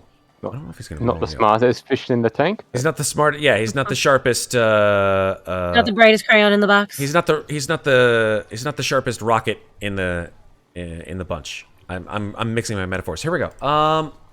Yeah, he rolled a 9. Not the sharpest rocket in the hen house. He rolled a 9, but he's completely enthralled by the conversation that you have. Mainly because you're like, she's pretty. She's pretty. Yeah, he's one of those kind of guys. So she's pretty and she's pretending to be an idiot. She's perfect. It's amazing. And with that goth bustier, it's doing wonders for the attention. Extremely tight studded leather pants. Yeah. All right. So yeah, he's. You might want to move to the other side of him. Actually, that'd probably be even easier. There we go. Yeah. Then he's just like. Yeah. So I'm over here. So he's got his back to the door, and they can do whatever. It's like, being a god is really kind of, boring. You just stand there all day, and there's really nothing that happens. You have to sort of look tough. Look at me, I'm tough. I can swing a sword. Truth of the matter is, just really just for the money. I just don't have the upbringing for other things. I can't dance, so I can't. And he starts to talk to you, and you're like, oh my god, I picked the most talkative fucking idiot. But I just keep smiling. Keep smiling. Yep. Smile away, boys. Maybe put a hand on his arm while he's chatting. Oh, you touched me. Oh my god. In the meantime, smile away, boys. Smile away. Amnestria and Mikmick, you are free to do with that door whatever you'd like. Besides maybe kicking it in.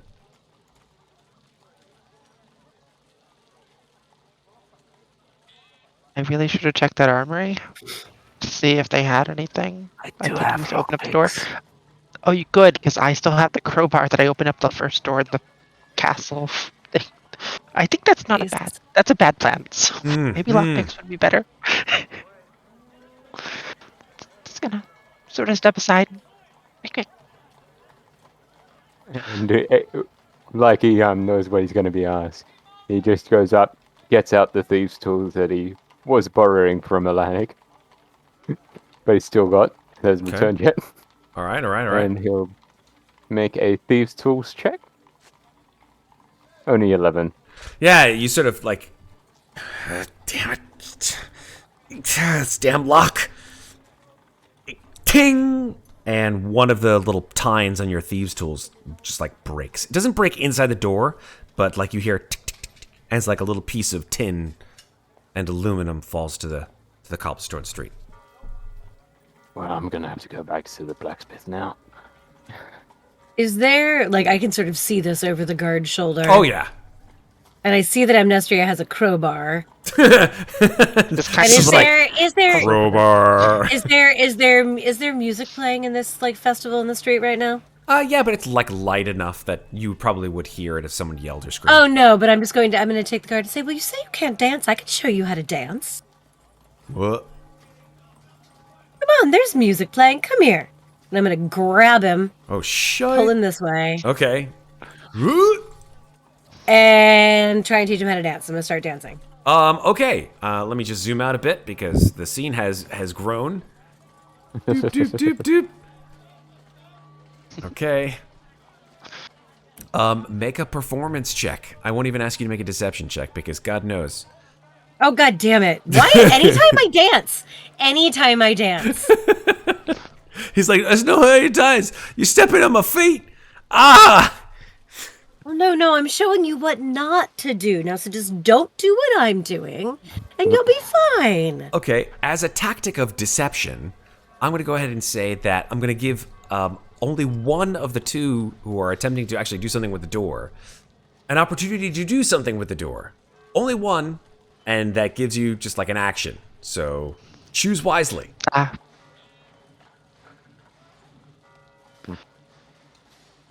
Well, Mikmick just broke his lucky picks. You know what? I'm gonna try to crowbar the door open. Okay, Just you do it. Crowbar will give you advantage on that strength check. I'm going to try to pop it. That's a 14. That is enough. Yes. Okay. 14 is enough because you had advantage with the crowbar. Yeah, and Amnestria, you're like... and the door pops and you hear the door creak open. And the guard is just like, I don't know what you're doing. This isn't dancing. This is just stepping on my feet.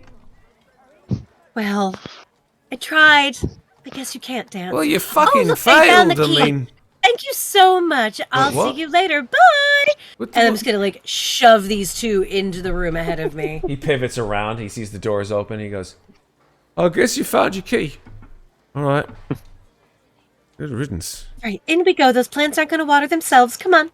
Worst dancer ever. And, yeah, stands. And the door. I'm trying to like actively shove these two in so that I can stop talking to this man. Yep, the door. I think the door's still locked. Open. Dynamic lightings. Dynamic Yay. lighting block. Ha ha ha. It works.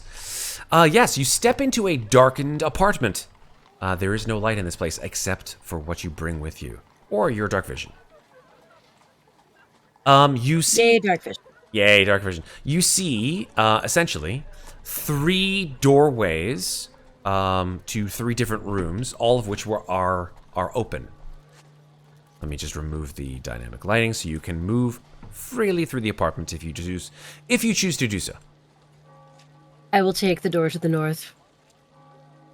I will take the door to the south. Okay. And I'll take the door to the east. And I found the bathroom. Yes, you did. You found the bathroom. Well done. So here's what you find. Moynat, you move into the top room. This room seems to be some kind of a bedroom. And yeah, this actually seems to be...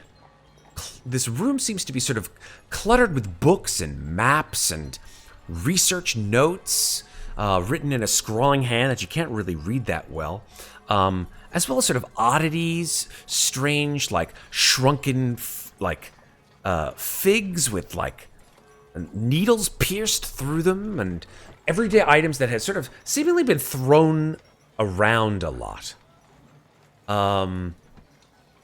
And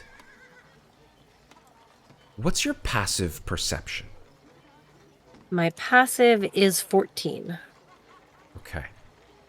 As you look through this room, and you're sort of looking up and down, you, out of the corner of your eye, you see something on a shelf move. Just like it sort of, it moves maybe like 3 inches like to the left, very swiftly. Like I will approach the shelf. Is it this shelf over here? it is. I'm gonna get closer to the shelf and see if I can see what it is that moved. Okay. You get closer to the shelf. And it seems to be something in a. It looks like it's like a small pot or something like that, but the pot, it's too low to the like maybe it's like a dish or something like a bowl, but it's like moving by itself. You see, it's like slowly moving to the right, but there's a cloth over it. Oh, pull the cloth off the bowl. You pull the cloth off the bowl, and you see that sitting inside a small glass bowl is a severed hand, which jumps as soon as you pull the cloth over it, right at your face. And it's going to make an attack. Well, okay. It just right at your face. Here we go. Let me give you the hand. Surprise. Whoop. Here's the hand. So surprise attack. So with advantage. So that is a 13 to hit. Nope, that does hit then, because that is my AC. Okay, so yeah, it just right on your hand, right on your face. 2 slashing damage. Claw's choice. All right. And it's just like it's on your face. The other 2 of you hear a scream, I would assume, as this claw comes Definitely a noise of surprise. like that, as the claw latches on to Moynot's face. All right. What do I'm the gonna other try to- 2 of you want to do? If we're gonna go into initiative, we'll go into initiative. But I was gonna. I'm gonna try to yank it off my face. Okay, perfect. I'm gonna run in. All right, then let's just go into a quick initiative. Let's see what happens. You want to clear the turn order first, or you? Yep, I got the turn order up. Just make sure I click my token. Thank you so much. Yes, Amnestria. Very good. Yes. All right, Apparently, Amnestria. I'm super surprised by this hand. Yes, you were. Or you're just too busy, like, trying to pull the damn thing off. All right, so Amnestria, you hear the shriek and run into the main lobby, I should say. Let me get rid of that thing. And you do, in fact, sort of like spying over Mikmick's shoulder, see that Moynat is just like running around with like a desiccated green and brown like hand that has been chopped off at the wrist, and it's on her face. Not mine.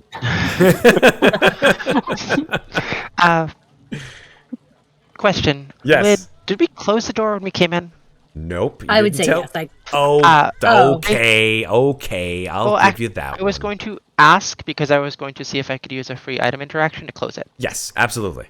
I'll allow okay, you that there one. you go. Yeah, I'm gonna do that. Good choice. I love it. That's true. I'm sorry. I was envisioning like shoving them inside, and then being like, "Bye, yank," but I didn't act it out. No so worries. cool. All right, the door is closed. Let's see now.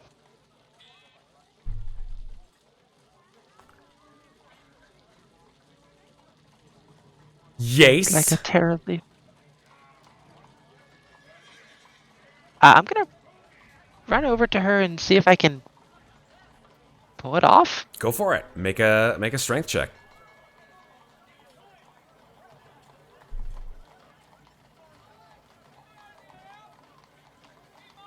That's an 8. Not so much. Yeah, the hand's just like it's thinging. To use a really bad verb, it's thinging it like real hard on Moynot's face. Like you like pull it off, and it's like I don't know, like Evil Dead, right? You know, like when right back on her face. Mm-hmm. Okay.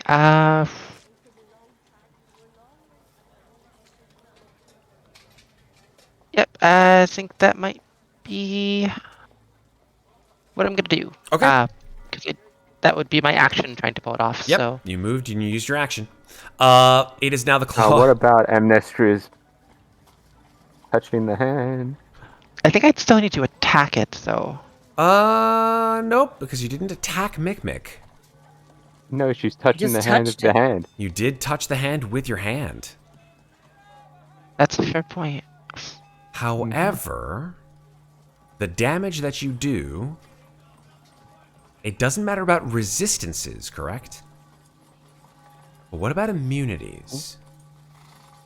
Let me see.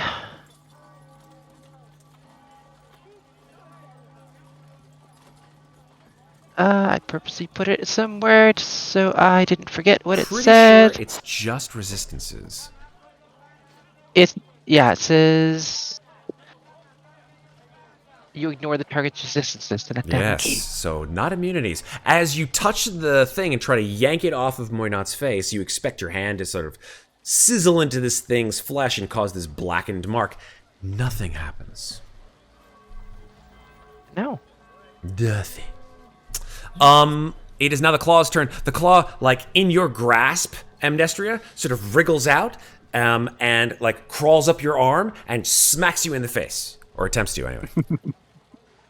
How dare you touch me? That is an 11 to hit. Doesn't hit. Okay, yeah. What the hell?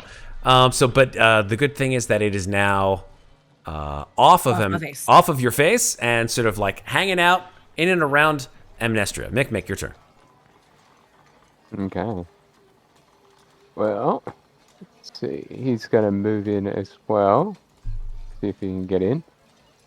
Even though it's a bit of tight quarters in there. Yeah. And he's going to try out his new hand axes. Oh, God. All right. Don't chop off Amnestria's arm. And he slashes once. That's a natural one. You chop the table in half. No, you chop off Amnestria's arm. No, I'm kidding. Oops. Can I make a second attack, though? Two-weapon fighting. Yes. Are they with both? the offhand. Is a hand axe a light weapon? It is. Then Yes. yes, absolutely.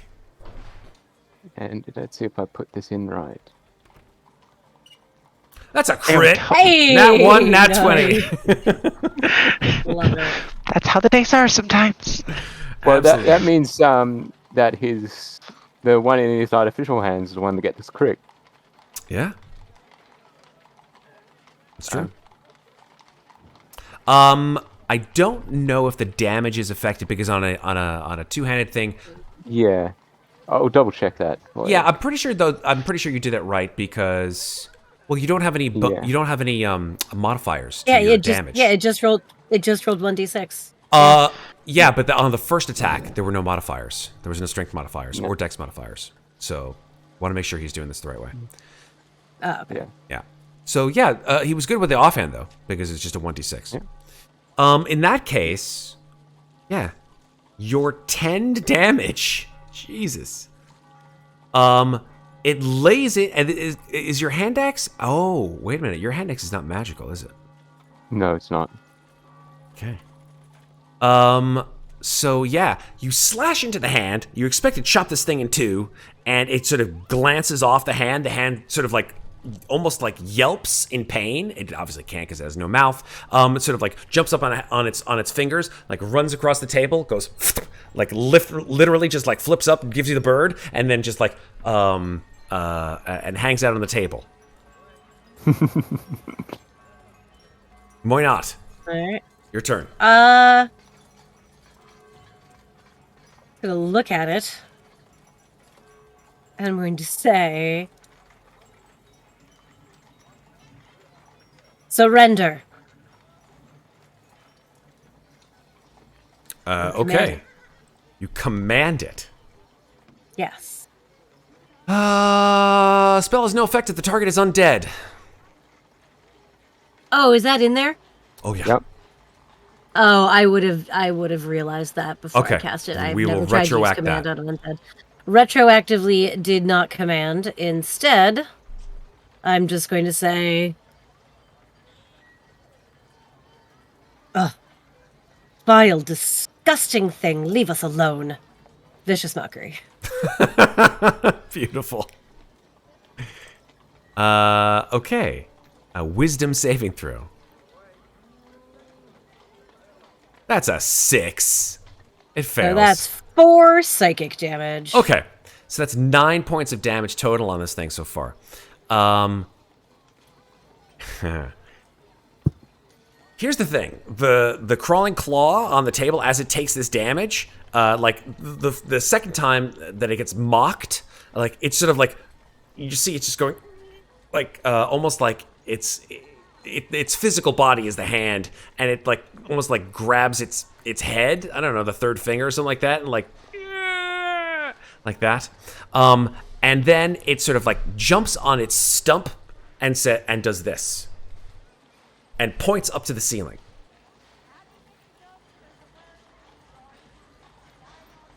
I look up as a free action.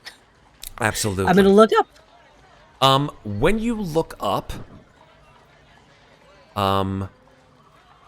you see the words Radaga was here.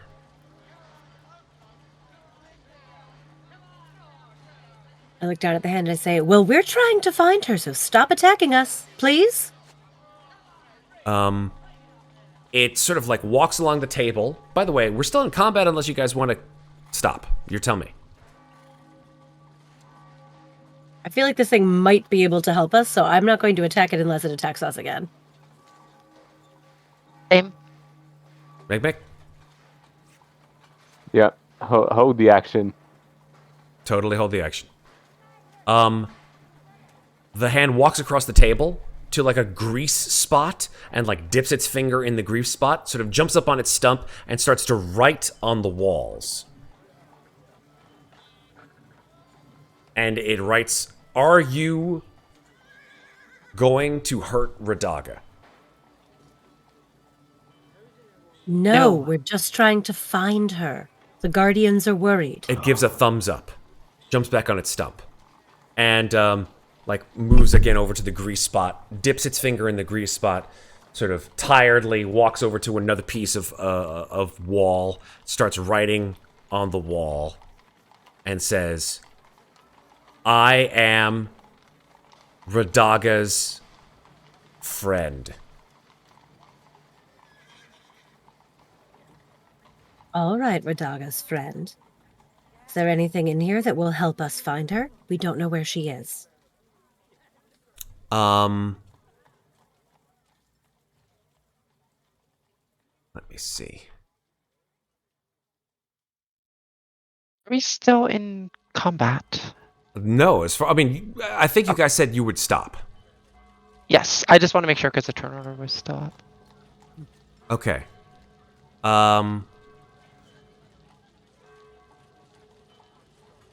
Okay.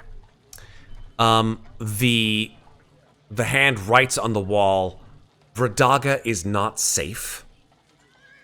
Something is not right. We must find her. We have to help."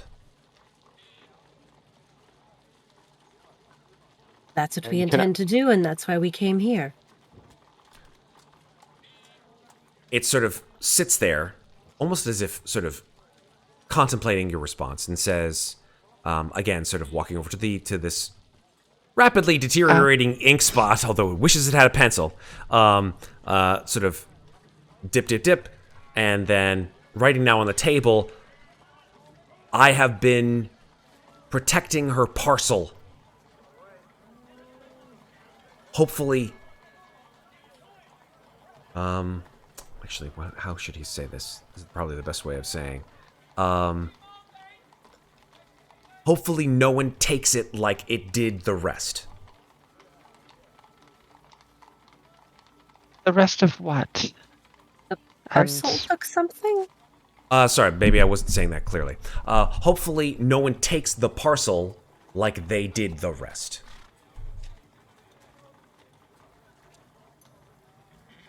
What else did they take? Everything. When it goes to move over and dip its finger back in and then move over to write stuff. I'm actually just gonna try to pick it up. Okay. You pick it up, and it sort of crawls up your arm and onto your shoulder. Perfect. Where is this parcel? We can help you protect it. It sort of jumps up at a stump on Amnestria's shoulder and points to the south. Alrighty. I will head to the Mikmick will south. just say to the hand, "You've got quite good penmanship." It's sort of like Yeah. it does this. It's sort of like on your shoulder. It's sort of like bows almost on Amnestria's shoulder. All right, so I will move the hand with you, Amnestria, wherever you go. Perfect. Cool. You move to the south where the hand is indicating, and I'd like you to make an investigation check. Whoever's in there. Oh, we can all make an investigation. Absolutely. I'm gonna go in there as well. So glad I bothered training investigation. It served me so well. Oh, God. Sorry to hear that. There. Oh, God. Damn. Like, you guys are all looking around the room like, where's this fucking parcel? The hand just like, A little help, friend? yeah. The hand's like, just exhausted with your efforts. Just sort of like crawls down Amnestria's arm, walks over to the couch, and pulls out from under the couch a wrapped parcel and places it before you. Pick it up. See what's in it. Okay. Oh. Pick it up and ask the hand if it's safe to open, actually. The hand gives you a thumbs up. Perfect. Then I'll open it. Okay. Inside the parcel are several I would probably say maybe 10 to 12 pieces of paper. They all seem to be notes or documents of some kind.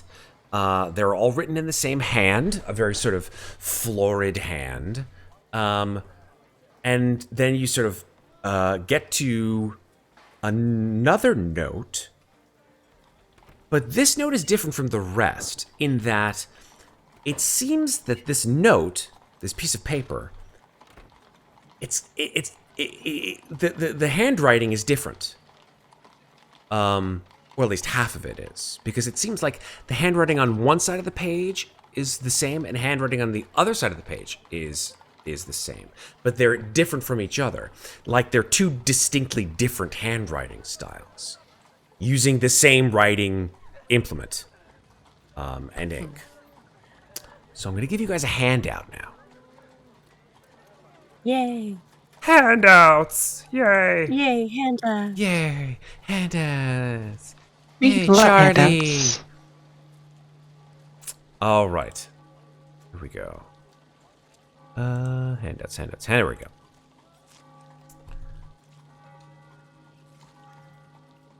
Here you go, folks. Here's your handouts. So, what does the handout say? I'm going to tell those in chat who maybe can't see it as well as we can. The first note with this sort of more florid handwriting says, "Surely you've researched the amber sarcophagi. I know it is something you and the Order would seek out." The second, perhaps more plain handwriting, in response says, "We won't let you." The first then says, "Tisk tisk. I admit, my search here has been rather disappointing. Your sources and archives proved lacking, and your friends failed you too.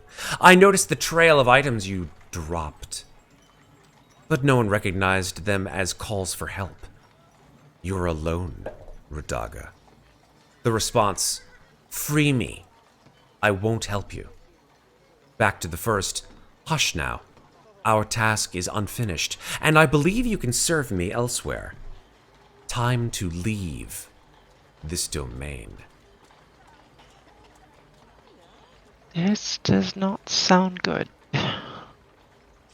The hand, like, almost in a sort of not necessarily like desperate, but certainly sort of almost sort of saddened way, sort of just slumps down on the couch. Do you know who wrote this? I asked the hand. The hand waggles a finger. Like a negative? On one side of the page, it waggles a finger, and then it sort of like walks over to the other side of the page, and then points at the right side, where the very sort of short, almost terse responses are, and then points back up at the ceiling, where it says Radaga was here, or Radaga was here. So Radaga, yes. And are all the rest of the notes in this bundle written in the non-Radaga handwriting or in the Radaga they are handwriting? written in the Radaga handwriting.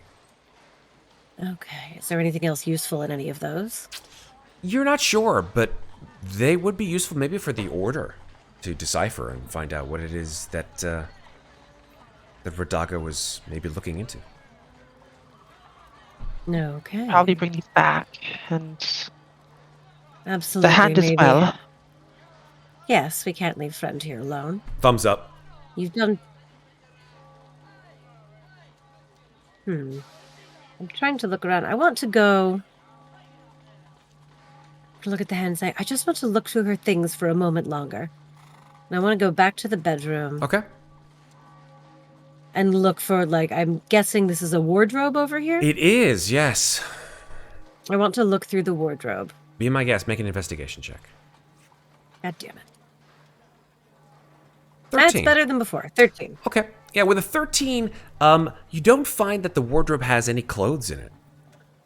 The only thing that you find, and it's under the wardrobe, actually, is a small bottle or jar of some kind of brownish liquid. Interesting. I will take that. Okay. It's got a label on it. What does it say? It says rot salve. Rot salve. Interesting. Okay. I will take the jar of rot salve. Find out if anybody knows what that is later. And we'll come back to the others and say, well, this doesn't really tell us where she's gone, but it tells us that wherever she is, she's not there willingly. Do you think we should head back and report this information, or? Does beg the question if it really was her at the ball last night. I look to the hand and I say, how long has she been missing? It taps twice. 2 days? 2 days? And then thumbs up. So yesterday and today. Thumbs up. Well, if she was missing yesterday, would she have been at the ball? Well, she wasn't at her lunch date at the library, so it's possible it wasn't her.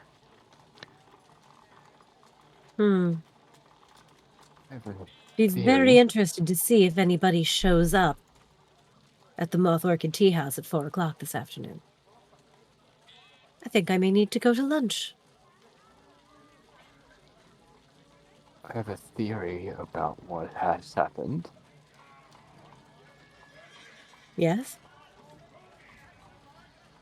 Amnestria did mention when talking to Atlantic that people can't leave. What if Radaga's still the mansion and she was brought down, but she wasn't able to leave? Then once people noticed that she was there, she got whisked back upstairs, leaving her mask there. That is possible.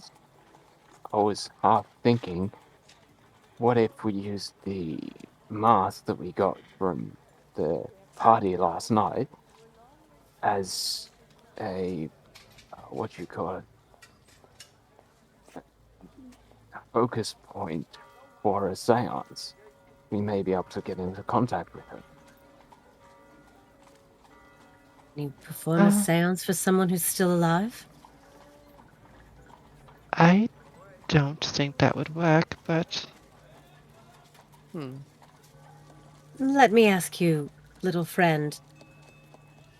If somebody was disguised as Radaga, would you be able to tell the difference? Who are you asking this of? The hand. The hand almost sort of like it sort of like paces back and forth for a second, almost like it's thinking, and then sort of comes to some kind of a resolution and says, it sort of like lifts its like pinky and thumb and just like in a sort of I don't know, like it shrugs. All right, well, we may get to put that to the test, and then you'll know. And then Mikmick will turn to the hand and say to it,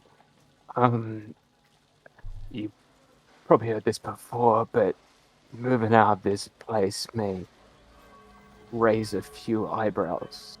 I may have an option for you to get out. I was actually thinking the hand could just stay with me under my cloak. If I just pull it closed a little bit, nobody will notice. Yes, I think that's fine. I have another idea. And he goes to his artificial hand and pretty much just snaps it down. And you see inside that it's essentially just a glove. And he puts it down to the hand, see if the hand wants to crawl in the glove.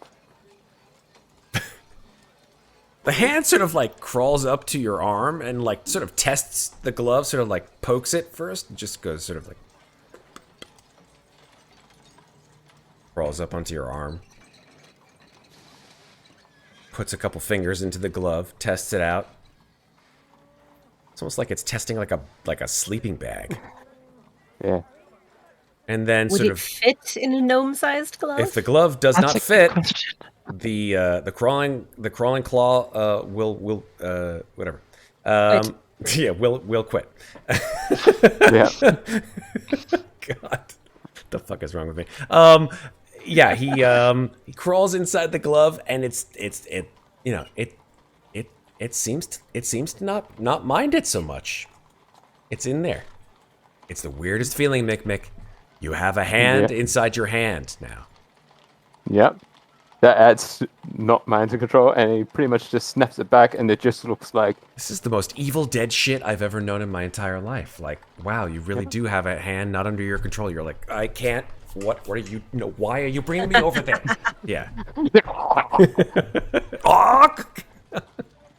Hey, I'm not doing this. It's not my fault. It's not my... He's doing this for me. I can't... All this. Yeah. So, yeah, basically it just looks like his regular hand. Yeah. I mean, is it the same size as his hand, though? It's kind of a big hand.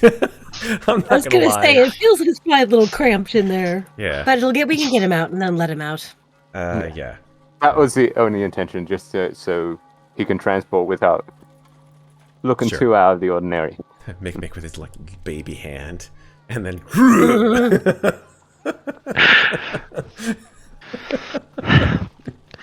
Guess you're just gonna sigh. It's like, yep. yeah. All right then, shall we? And quickly, I don't want to have to talk to that guard again. He's dull as a bag of rocks. Let's leave. It's... Okay. I'm gonna go ahead and say the guard is like trying to like figure out why it is that he got put in this position in the first place. He's just like off contemplating life. Like he had an epiphany when he met you, Mornot, and he's off in the corner. So you guys can get away unscathed from that guard. Where do you guys want to go next, if anywhere? What time is it? Let's say breakfast, take you about an hour to walk up to the city, about an hour of investigate. We hung out at the blacksmith for a while. Yeah. I'm gonna say probably around 2 o'clock, 3 o'clock. And I, for one, would not be opposed to staking out the moth orchid to see who shows up. Well, Mikmick will say that I want to just sneak back to Atlantics and drop off Mr. Hand. No, but I need Mr. Hand to see if whoever Sorry. Is his name shows up. Is his name Mr. Hand now? I was calling him friend. For Hand? I don't know. Just call him Friend. Friend. Fred. Hendrick. Handrick. Handrick. Okay, before next stream, we're gonna find an appropriate name for this guy, and it's not going to be tongue in cheek. Unless the chat wants to name it. Yeah, anybody in chat want to name this hand? It doesn't have an actual name in the adventure, so it's just literally Radaga's hand. I'm just going to keep calling it friend. Friend. Okay, very kind. For the time being. Right hand man. No, but I need friend to come with us to see if somebody who looks like Radaga shows up, if they actually are Radaga. She makes a valid point. We don't have time to go back and then go back to where we're going. If we find our way there and... the moth orchid, I'm sure somebody outside can tell us how to get there. Yeah, I mean, the moth orchid is pretty easy to find, actually. We go and find ourselves a table, and we're already there. And simply be a group of friends having lunch and see what transpires. Works for me. All right. Okay. Cool. So I'll bring you back to the map of Dementliu, where you guys are, again, somewhere in this sort of vicinity of this area here. The Moth Orchid Tea House. Is that here on the list? No, it's not. Let me see if I can find it. Let me see. You guys went to there. The Moth Orchid Tea House is not there. I know I have my notes as to where it is specifically. Yes, found it. Okay. That's not too far. Okay. It's actually just on the other side of the wall. Right over sort of here in this area. Perfect. Well, we're on our way back. That's actually works it really, is on really your way well. back, indeed. Beautiful. We can walk slowly, so we're not sitting there too long waiting for these people to show up. Exactly. All right, so you walk past the wall to the Moth Orchid Tea House. You see that the Moth Orchid Tea House is amongst many other boutiques in a sort of elegant and exclusive section of the Portalucine business district. Small cafe tables line the sidewalk in front of the shop's large sort of picture window. And as you enter the tea house, a little bell sort of chimes over the door, ding-ding-ding-ding, as you enter. And when the three of you go into the tea house, which is a sort of, it seems like it would have been a little bit more extensive than it actually appears from the outside. The outside makes it seem very demure and very sort of small, but the front area of the tea house is actually quite large. It's about 20 feet by 60 feet, much of which is taken up by small tables or chairs, and a long counter where you would assume customers place their orders. At the far end of the counter is a dark velvet curtain, which is this beautiful blue sapphire color, which is the exact same color as the walls of this particular shop. It seems like it divides the front seating area from whatever is in the back. Yeah. And as the three of you come in the door and you hear ding, ding, ding, ding, the curtain moves open, and you see a short, somewhat heavy-set woman with sort of dark orange-brown skin, dark eyes, salt and pepper curly hair, and a rather friendly smile. And her hair is held up with a red headband. And she sort of waddles up behind the bar. In fact, I'll give you a handout as to what she looks like. Where is she? Here we are. Yeah. She says, "Hello, dears. Welcome. Welcome to the Moth Orchid here, tea house. My name is Esemir Marek. I am at your service. How may I help you?" Well, we were looking for a late lunch, and I've heard such wonderful things about your establishment. Oh, well, they're all true. What would you recommend? Oh, well, we have plenty of different types of tea. We have the chamomile, we have the mint herbal tea, we have special tea, special on order tea, and Special in special in what way? she looks over at you and she says, "Well, that is for my premier clients." Sort of lean in and how does one become a premier client? She says, "It depends what you want to know about your future." But my future. Oh yes, dear, your future. You know, my friend Radaga is the one who recommended this place to us. Which blend is her favorite? She says, her favorite. Yes, she says, Plaine Lune. That is her favorite blend. And her sort of eyebrows imperceptibly rise a little bit. I would like to try that. She sort of gives a wry smile and she says, "Would the other two of you be susceptible as well? Might I tempt you with this tea?"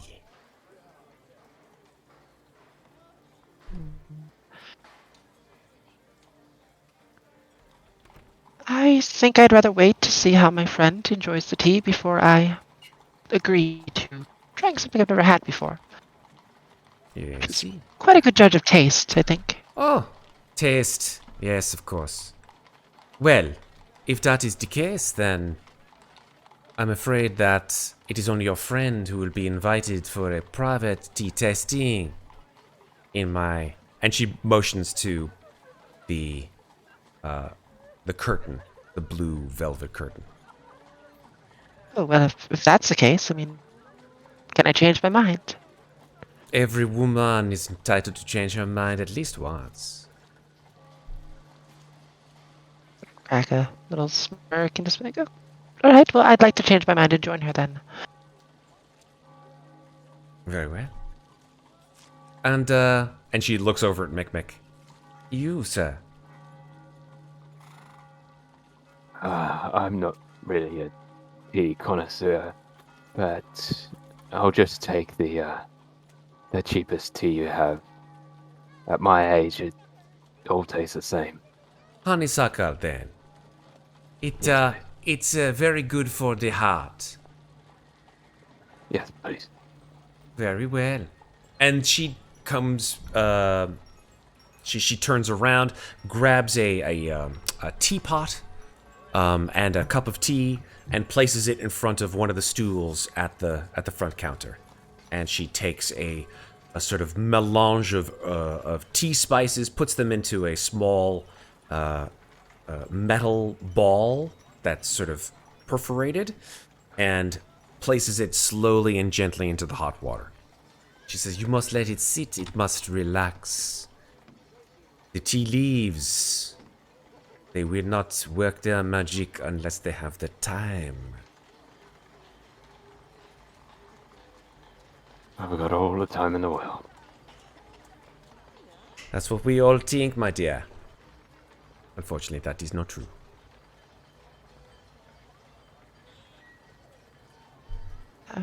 Shall we? Of course, dear. Yes, please. And she pushes open the blue curtain. And it looks like behind this blue curtain is a private booth, essentially. It has sort of plush cushions and a round table that seems to seat 4.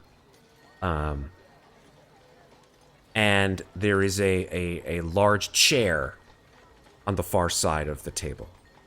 And she says, "You may take your seat anywhere you'd like, my dears."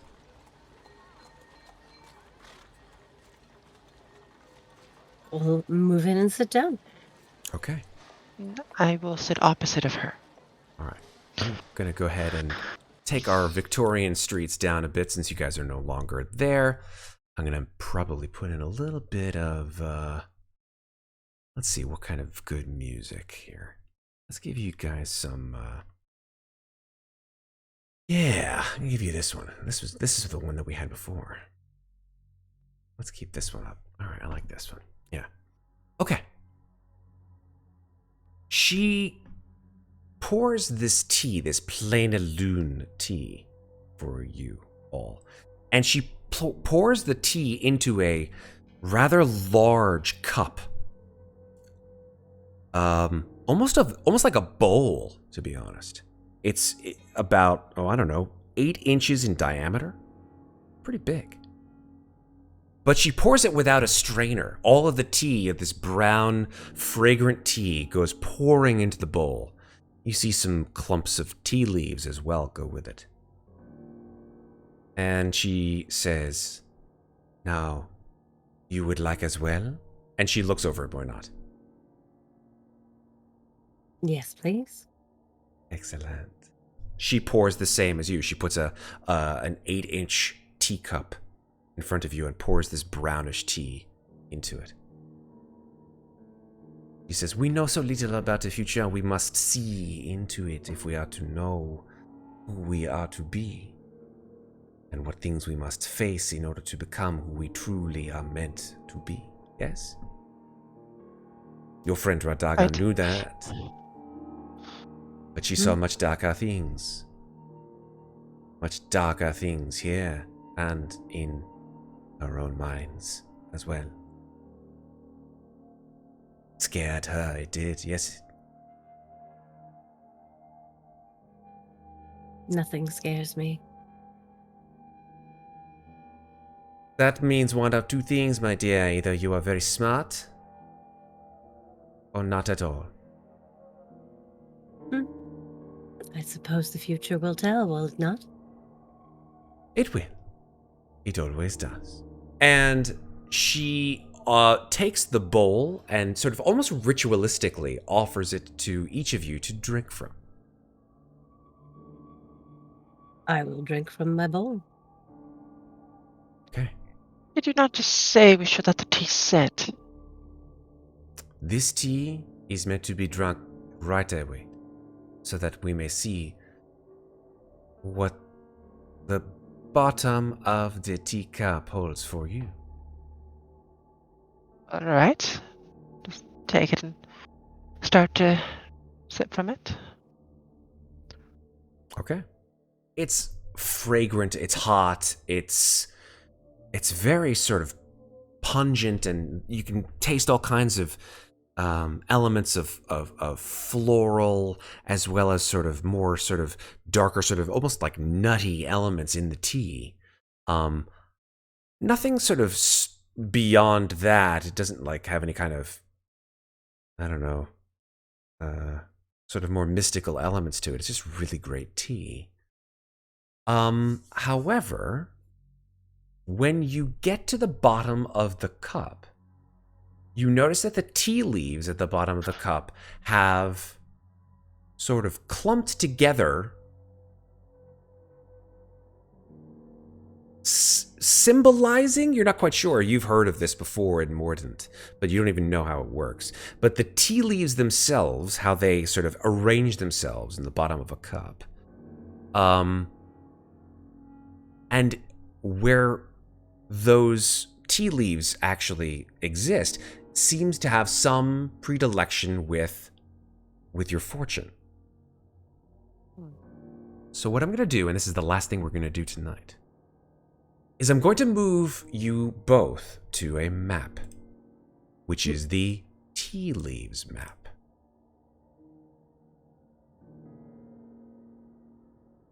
Now, each one of these things that you see on this map indicates the teacup that you are drinking from. What you are going to do, what you would normally do is throw a die, and wherever that die lands is what your future holds for a specific aspect of your life. Your career, your home, the world, your relationships, yourself, etc. And then we would roll a specific die to determine what that means for you. So instead, since we can't do that here in Rule 20, well, actually, we can. We can, but I don't know if you can see this. I can do a three-dimensional die and see if that works. Okay. Okay, so I'm going to enable my three-dimensional die, and let's see if this works. Can you guys see if I roll it? Can you guys see if I roll it? Hopefully. I think it's per person. Oh, it's only per person? You guys can't see it? Yeah. So you can see it, and the stream can see it. Oh, if we can see it, and tell, fantastic. Okay, then you know just what? tell us where it lands. I will tell you where it lands. We trust you. Well, that's half. Chat will call you out if you lie. That's half the problem right there. Okay. All right. So let me just zoom out a bit so everyone can see the teacup. All right. Let's start with Amnestria. Amnestria, go ahead and roll me a D10. A D10, right? Oh, you will have to roll it, Matt, for people to see it. Is what I'm saying. Is that true? I thought that. Yeah. Okay, then I guess I'll roll the D10. Shame. Okay. Here we go. Yeah. Oh, I get to click and drag the dice to roll it. Here we go. Okay, here we go, folks. Huh! Where did it go? I didn't see it go anywhere. Let's try that again. Damn it. Come on, die. So you rolled a 6. I know I rolled a 6, but I want to see where it lands. It's not so much what it is, it's where it's landing. It didn't roll. Damn it. Okay. Oh, there it goes. Okay, it did roll. It landed on relationship. So stream didn't see it, but I see it. I can screenshot it if you don't believe me. But it landed on relationship. Okay. So I'm going to roll one more D10 because this has something to do with the symbols that you see underneath the cup. There are 12 symbols. There are 12 symbols. So I believe... Okay, so it's a D12. I said D10, but I think it's wrong. It is a D12. Here we go. So let's roll that D12.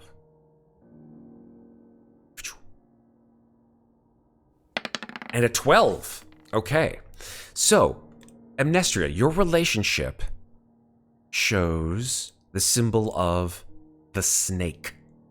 Enemies and falsehoods. Take it how you will, but there are many enemies and falsehoods in your most close relationships, and there will be until your dying day. These will never end. You will be hampered by them, and they may in fact be the source of your demise. That is what the tea leaves shape for you. Whatever that means. And perhaps you know. So, let's now go to... Yeah, let's just hit up Muadnhait. Here we go. Muadnhait. Let's start with a D10. Here we go. Ugh. Okay, that landed on career, strangely enough. Interesting. Yeah, it bounced off the top and landed on career. All right, career. I mean, of all the things, you would never have guessed that your career would actually be somehow important. But here we go. That now you get a D12 off of that. And let's see what it is. And that is an 11, which is love and happiness. Strangely enough, yeah. The 11 is love. So you're going to, okay, let's see if I can interpret this, or at least maybe Esamir can. Esamir says, "This is odd. I don't know just by looking at you if your career is invested in the love and happiness of others, but perhaps before your end comes, you may find that you value making people love each other and happier, and find that it is your reason for living."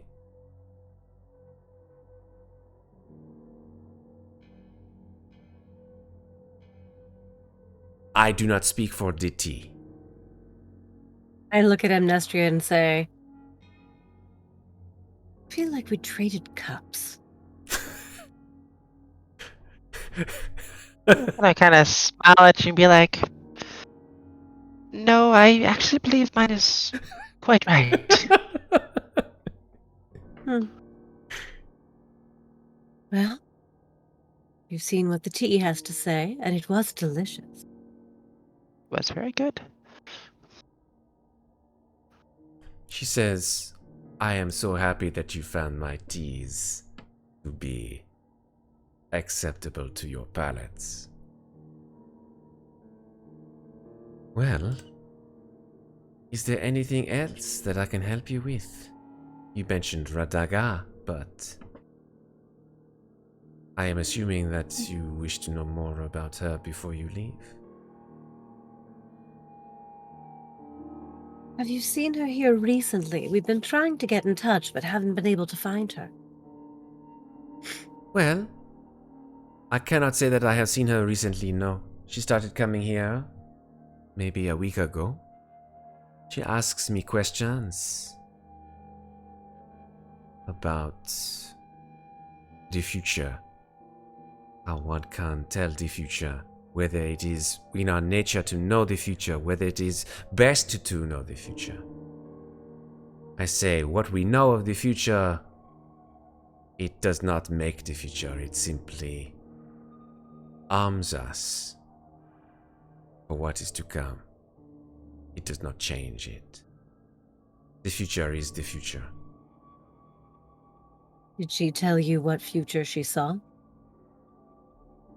She looks a little sort of scared almost when you say that. And she says, "No, she did not. Maybe she was too fearful to do so." And can I insight her on that? You certainly can.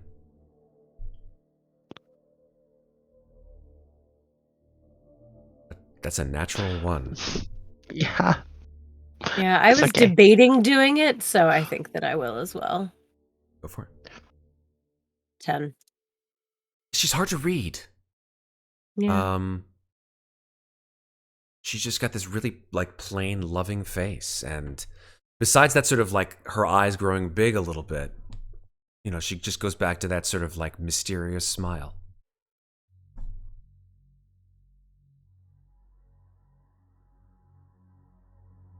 Well, if you don't mind, we'll just sit outside with our friend while he finishes his tea and watch the people go by, as it were. Be my guest. And how much was this tea exactly? I didn't ask. My teas? Well, you are my special customers now. You tell your friends about my place, about my store, and we will call it even, yes? Very well. Very kind. Very kind indeed. She sort of nods and says, if you do see Radaga, tell her Esme Marek wishes her well.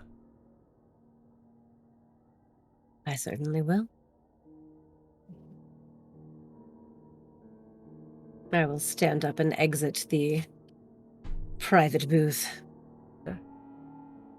As will Amnestria. All right.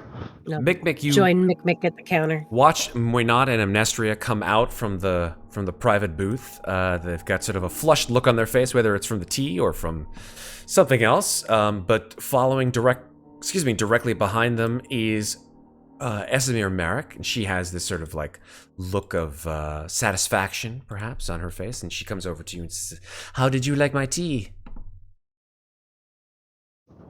As I said, it was nice from what I could tell, but as I said, at my age, it's old teas just taste familiar. Your gauntleted hand makes a thumbs up.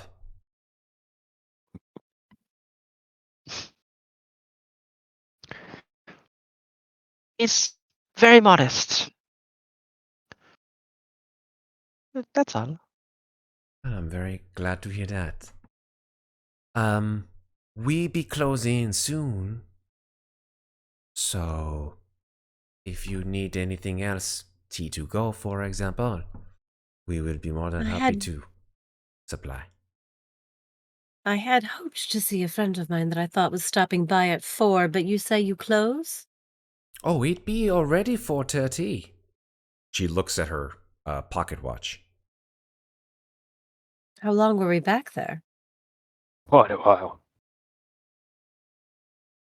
I look to Mikmick and I say, well, did you see anything out here?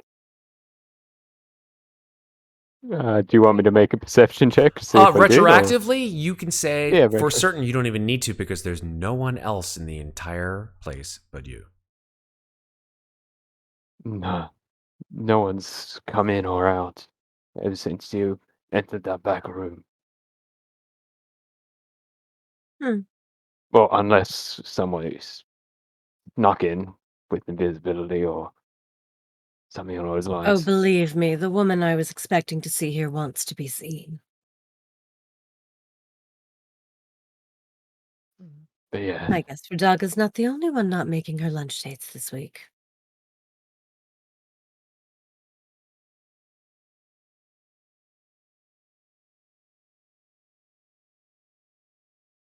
All right. That said, I'm gonna say Esimir probably says, well, if there's nothing else, I must shoo shoo. By how all much do we owe means. you? Oh no, your friends were so kind.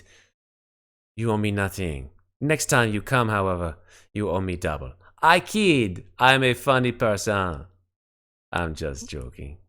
You spread the word about Moth to Orchid's tea shop. You owe me nothing for now. And if we wanted to purchase some of your tea for home use? Oh, certainly. Which one do you want the most? Well, I will let you pick. You know much better than I. I do like a good matcha green. And she takes off the wall like a little green sort of packet in a filter. And she hands it to you. For the road. 2 silver. Come on. Very well. Here you are. Thank you. She nods.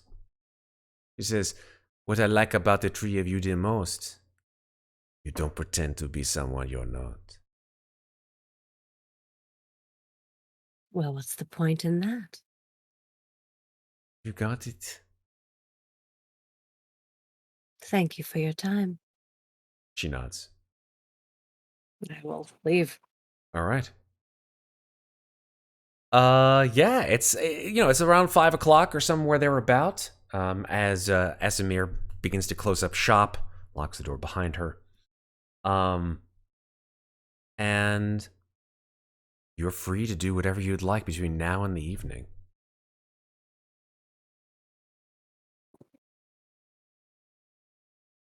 I'm just kind of looking around to see if Lady Olivia is anywhere in the vicinity of the Moth Orchid at all, since she didn't come in. Make a perception check.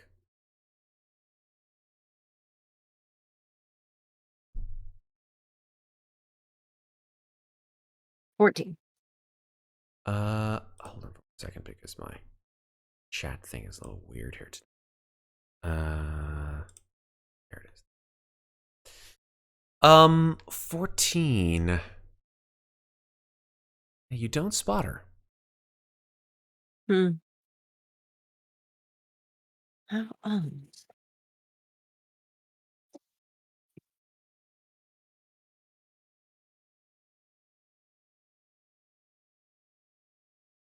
You see Moynot's face is somewhat troubled as she tries to parse out what this means. Is something wrong? No, a human motivation escapes me most of the time, to be honest, and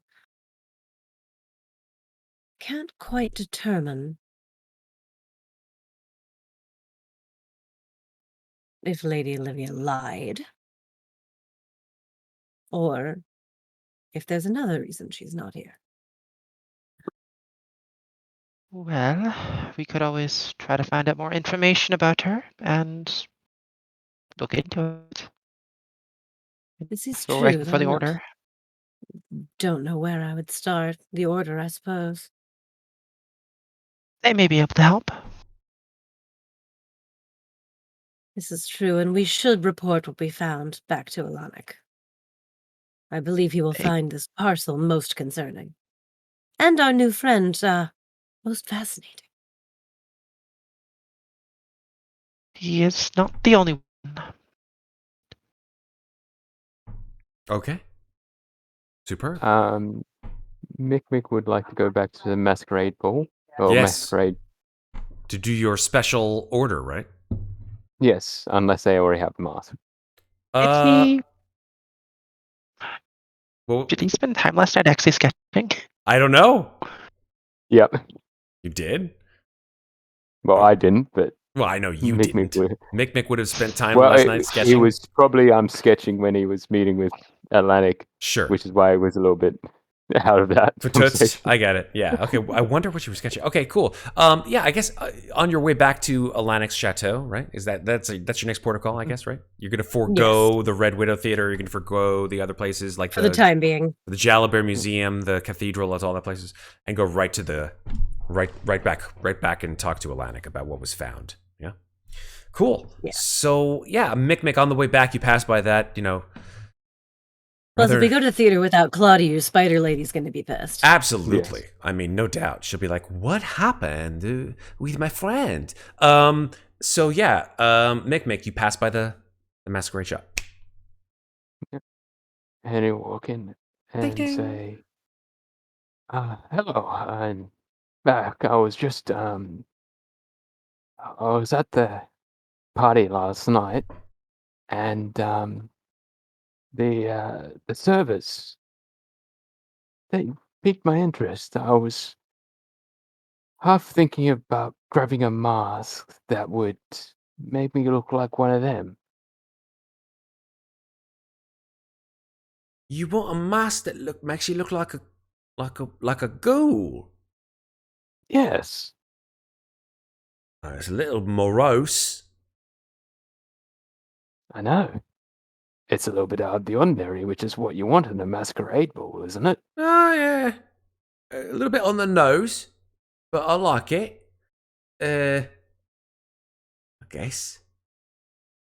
Normally, I get calls for things a little bit more pretty, not for people who want to dress up like monsters. If they want to dress up like birds or animals or celestial bodies, not like I want to look like a demon from hell. Well, I mean, that could be a possibility as well. Okay, let's rein it in a little bit. Let's just bring it back. Ghoul mask, yeah. All right. Yes. Yeah, I think we could make it happen. Not like full on gross, nasty, like with the teeth and the like flesh rotting and all that stuff. But I mean, a reasonable facsimile. I think we could do it. Yeah. As I said, would I be able to commission you to do that? Oh, listen, darling, we'll take your money. Absolutely, it's just a matter of time. Well, how much would it cost you? This is a special order, so, and it's not one we've done before. So the challenge is there. It's implicit. So I'll say like 50 gold. Ooh, 50 gold. Yeah. Unfortunately, I don't currently have that kind of cash on me. Oh, I see. I mean, I could do 40 gold. She sort of like sucks in her teeth a little bit. Make a persuasion check. Okay. Yeah. I'll just do it. Persuasion. Oh boy, Not that is the first nat 0 I think I've seen in a. Oh, actually, no, sorry, nat 0. We had one last night actually too. Yes, Yeah, she's like, that was me. yeah, it happens. See what you did, Maeve? You just gave the shit to everybody else. I'm so sorry. Shit dice. Could we say that anyone followed Mikmick in? Yeah, I'll say. Yeah, absolutely. All right. So Why yeah, not? Did not. She hates this store. She's Hell no. outside waiting. Hell no, absolutely. Amnestria, you walk in as like Mikmick's like, can we do 40 gold? And she's like, go fuck yourself. Excuse me. Hello. Well, my friend wishes to purchase a new mask, it seems. Yes, he seems to want to wear a mask that makes him look like a ghoul. You have something like that? Hex no. Well, if it's something you need to make, would not the challenge itself be worth a little bit of a cheaper price? You don't even You're know learning something what... new, of course. Listen, darling, I've got a lot of material. I've got a lot of customers. I don't need your money. If you don't want to buy anything, that's your choice. But you take 50 gold or you don't. It's it. I do believe I bought something here yesterday, I know you did. as I recall. I'm very happy to have you as a customer. If you're going to buy this mask for your adorable little friend over here, then by all means, ante up. Can I do something sneaky while Amnestria's talking to... You can certainly try, as they say. I've still got Charm Person. You do. Oh, shit. And Would I be able to? Amnestria also has, yes, because you have advantage because of the fucking Taroka roll. Deception and, wait, do you have deception? Is it deception and persuasion? No, that was, the deception had run out. No. No. The one we got tonight was definitely The deception. traitor. The traitor. And persuasion. Yeah. Deception and persuasion. Oh, shit. Okay. Let's Well, yeah, before Mikmick decides to cast a spell on this poor old woman, well, not poor, or old, like what the hell's wrong with me? Woman, can't just call someone a woman. Amnestria, go ahead and say what you want to say. well, you may not need our money, but I think having a new customer is always worthwhile, and I really like your shop. It's very fun. It's very interesting. I don't really see this sort of thing where I live, and well, I'd like to buy more, but I mean, if you're not willing to make your customers happy, Oh, no, we thrive to make our customers happy. I mean, are you sure? There's plenty of other mask stores in the city, I'm sure. Okay, now you've got her on her, on the back of her feet. Or flat-footed, or whatever the fuck the phrase is. Go ahead and make your persuasion check with advantage, please. That's a 19. A little bit better than mine. Yeah, better than a 0. Actual number.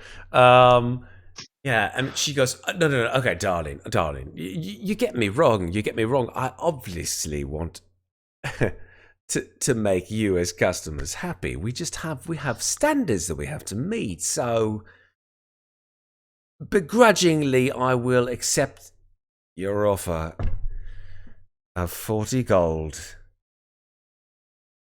But it's gonna take some time. I'm just letting you know right now. This is not a snap your fingers, get it done kind of deal. Oh, but of course, I understand quality takes time. All of a sudden, this woman has turned into Ricky Gervais. I don't know why. I'm so sorry. Darling, let me tell you something. It's like, oh my god. All right. Yeah. So. I'm not mad at it. Yep, me neither. Chalk went up on my resume, can do Ricky Gervais accent. I've been watching a lot of Ricky Gervais recently at the Golden Globes. Okay, so Amnestria, yeah. She says, yeah, 40 gold will do it. That's fine. Right? Well, Mikmick, how will- much gold do you have? As I said, I wasn't lying. I only have 40 on me. Well, Literally. And he pulls out his coin purse and I'm assuming empties it out on the table Yep. to show that Mhm. he only does have 40 gold pieces. perfect. I think you have just enough. Do you want a little bit of help? I don't want to leave you broke. I mean, it is something for you, but No, money is not as important to me. I've got what I wanted. So well, so be it. It's your choice. Just didn't want to leave you flat broke.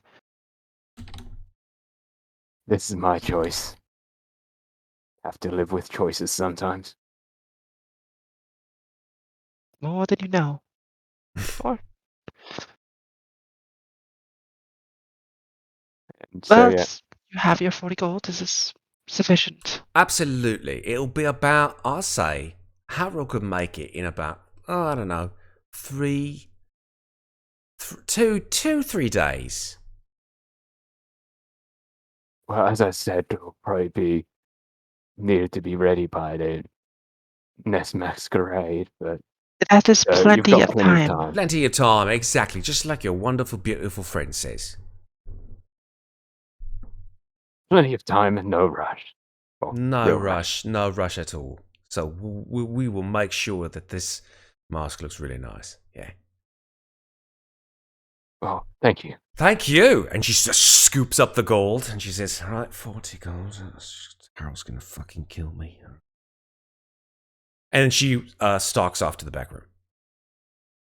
And we'll leave to head back to Alanix. All right. As the three... Moynat is leaning on the window just saying, are we done shopping, please? this has been a shopping episode. Shopping and investigation episode, it seems. And hand. Mm-hmm. Yeah. So... Hand to hand. Yeah, and hand. Plus hand. And hand. Plus hand. Now with more hands. Yep. Mikmick, as you leave the shop, in fact, you sort of feel the tug on your arm as the hand slowly turns around, and over your shoulder as you're walking away, the hand's just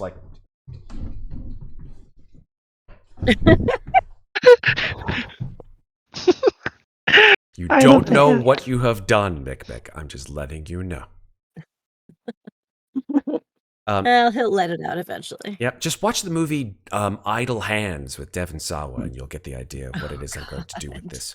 There we go. The three of you walk through the evening mists, fog, gathering around your feet as you arrive once more at the chateau of Atlantic Ray. And there, standing in the moonlight, is a familiar face. It is Claudiu. And he says, all right, nighttime is the right time. Let's go. Right time that everything's closed. Oh, look who's Not awake. everything. Where the hell have you guys been? Oh, come inside. We'll fill you in. Okay. Fine. He turns on his heel and walks back inside. I walk in after him. Cool. Mikmick and Amnestria following him in, I'm assuming. Mm-hmm. Okay. Just gonna tap Mikmick on the shoulder real quick and lean in and be like, I really would prefer to keep it on the hand myself, actually, at some point.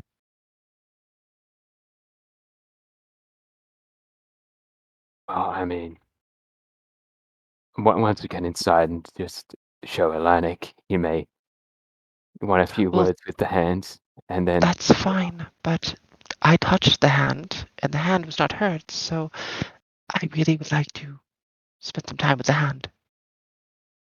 of course. That makes two of us. Sorry, did I say that out loud? Okay.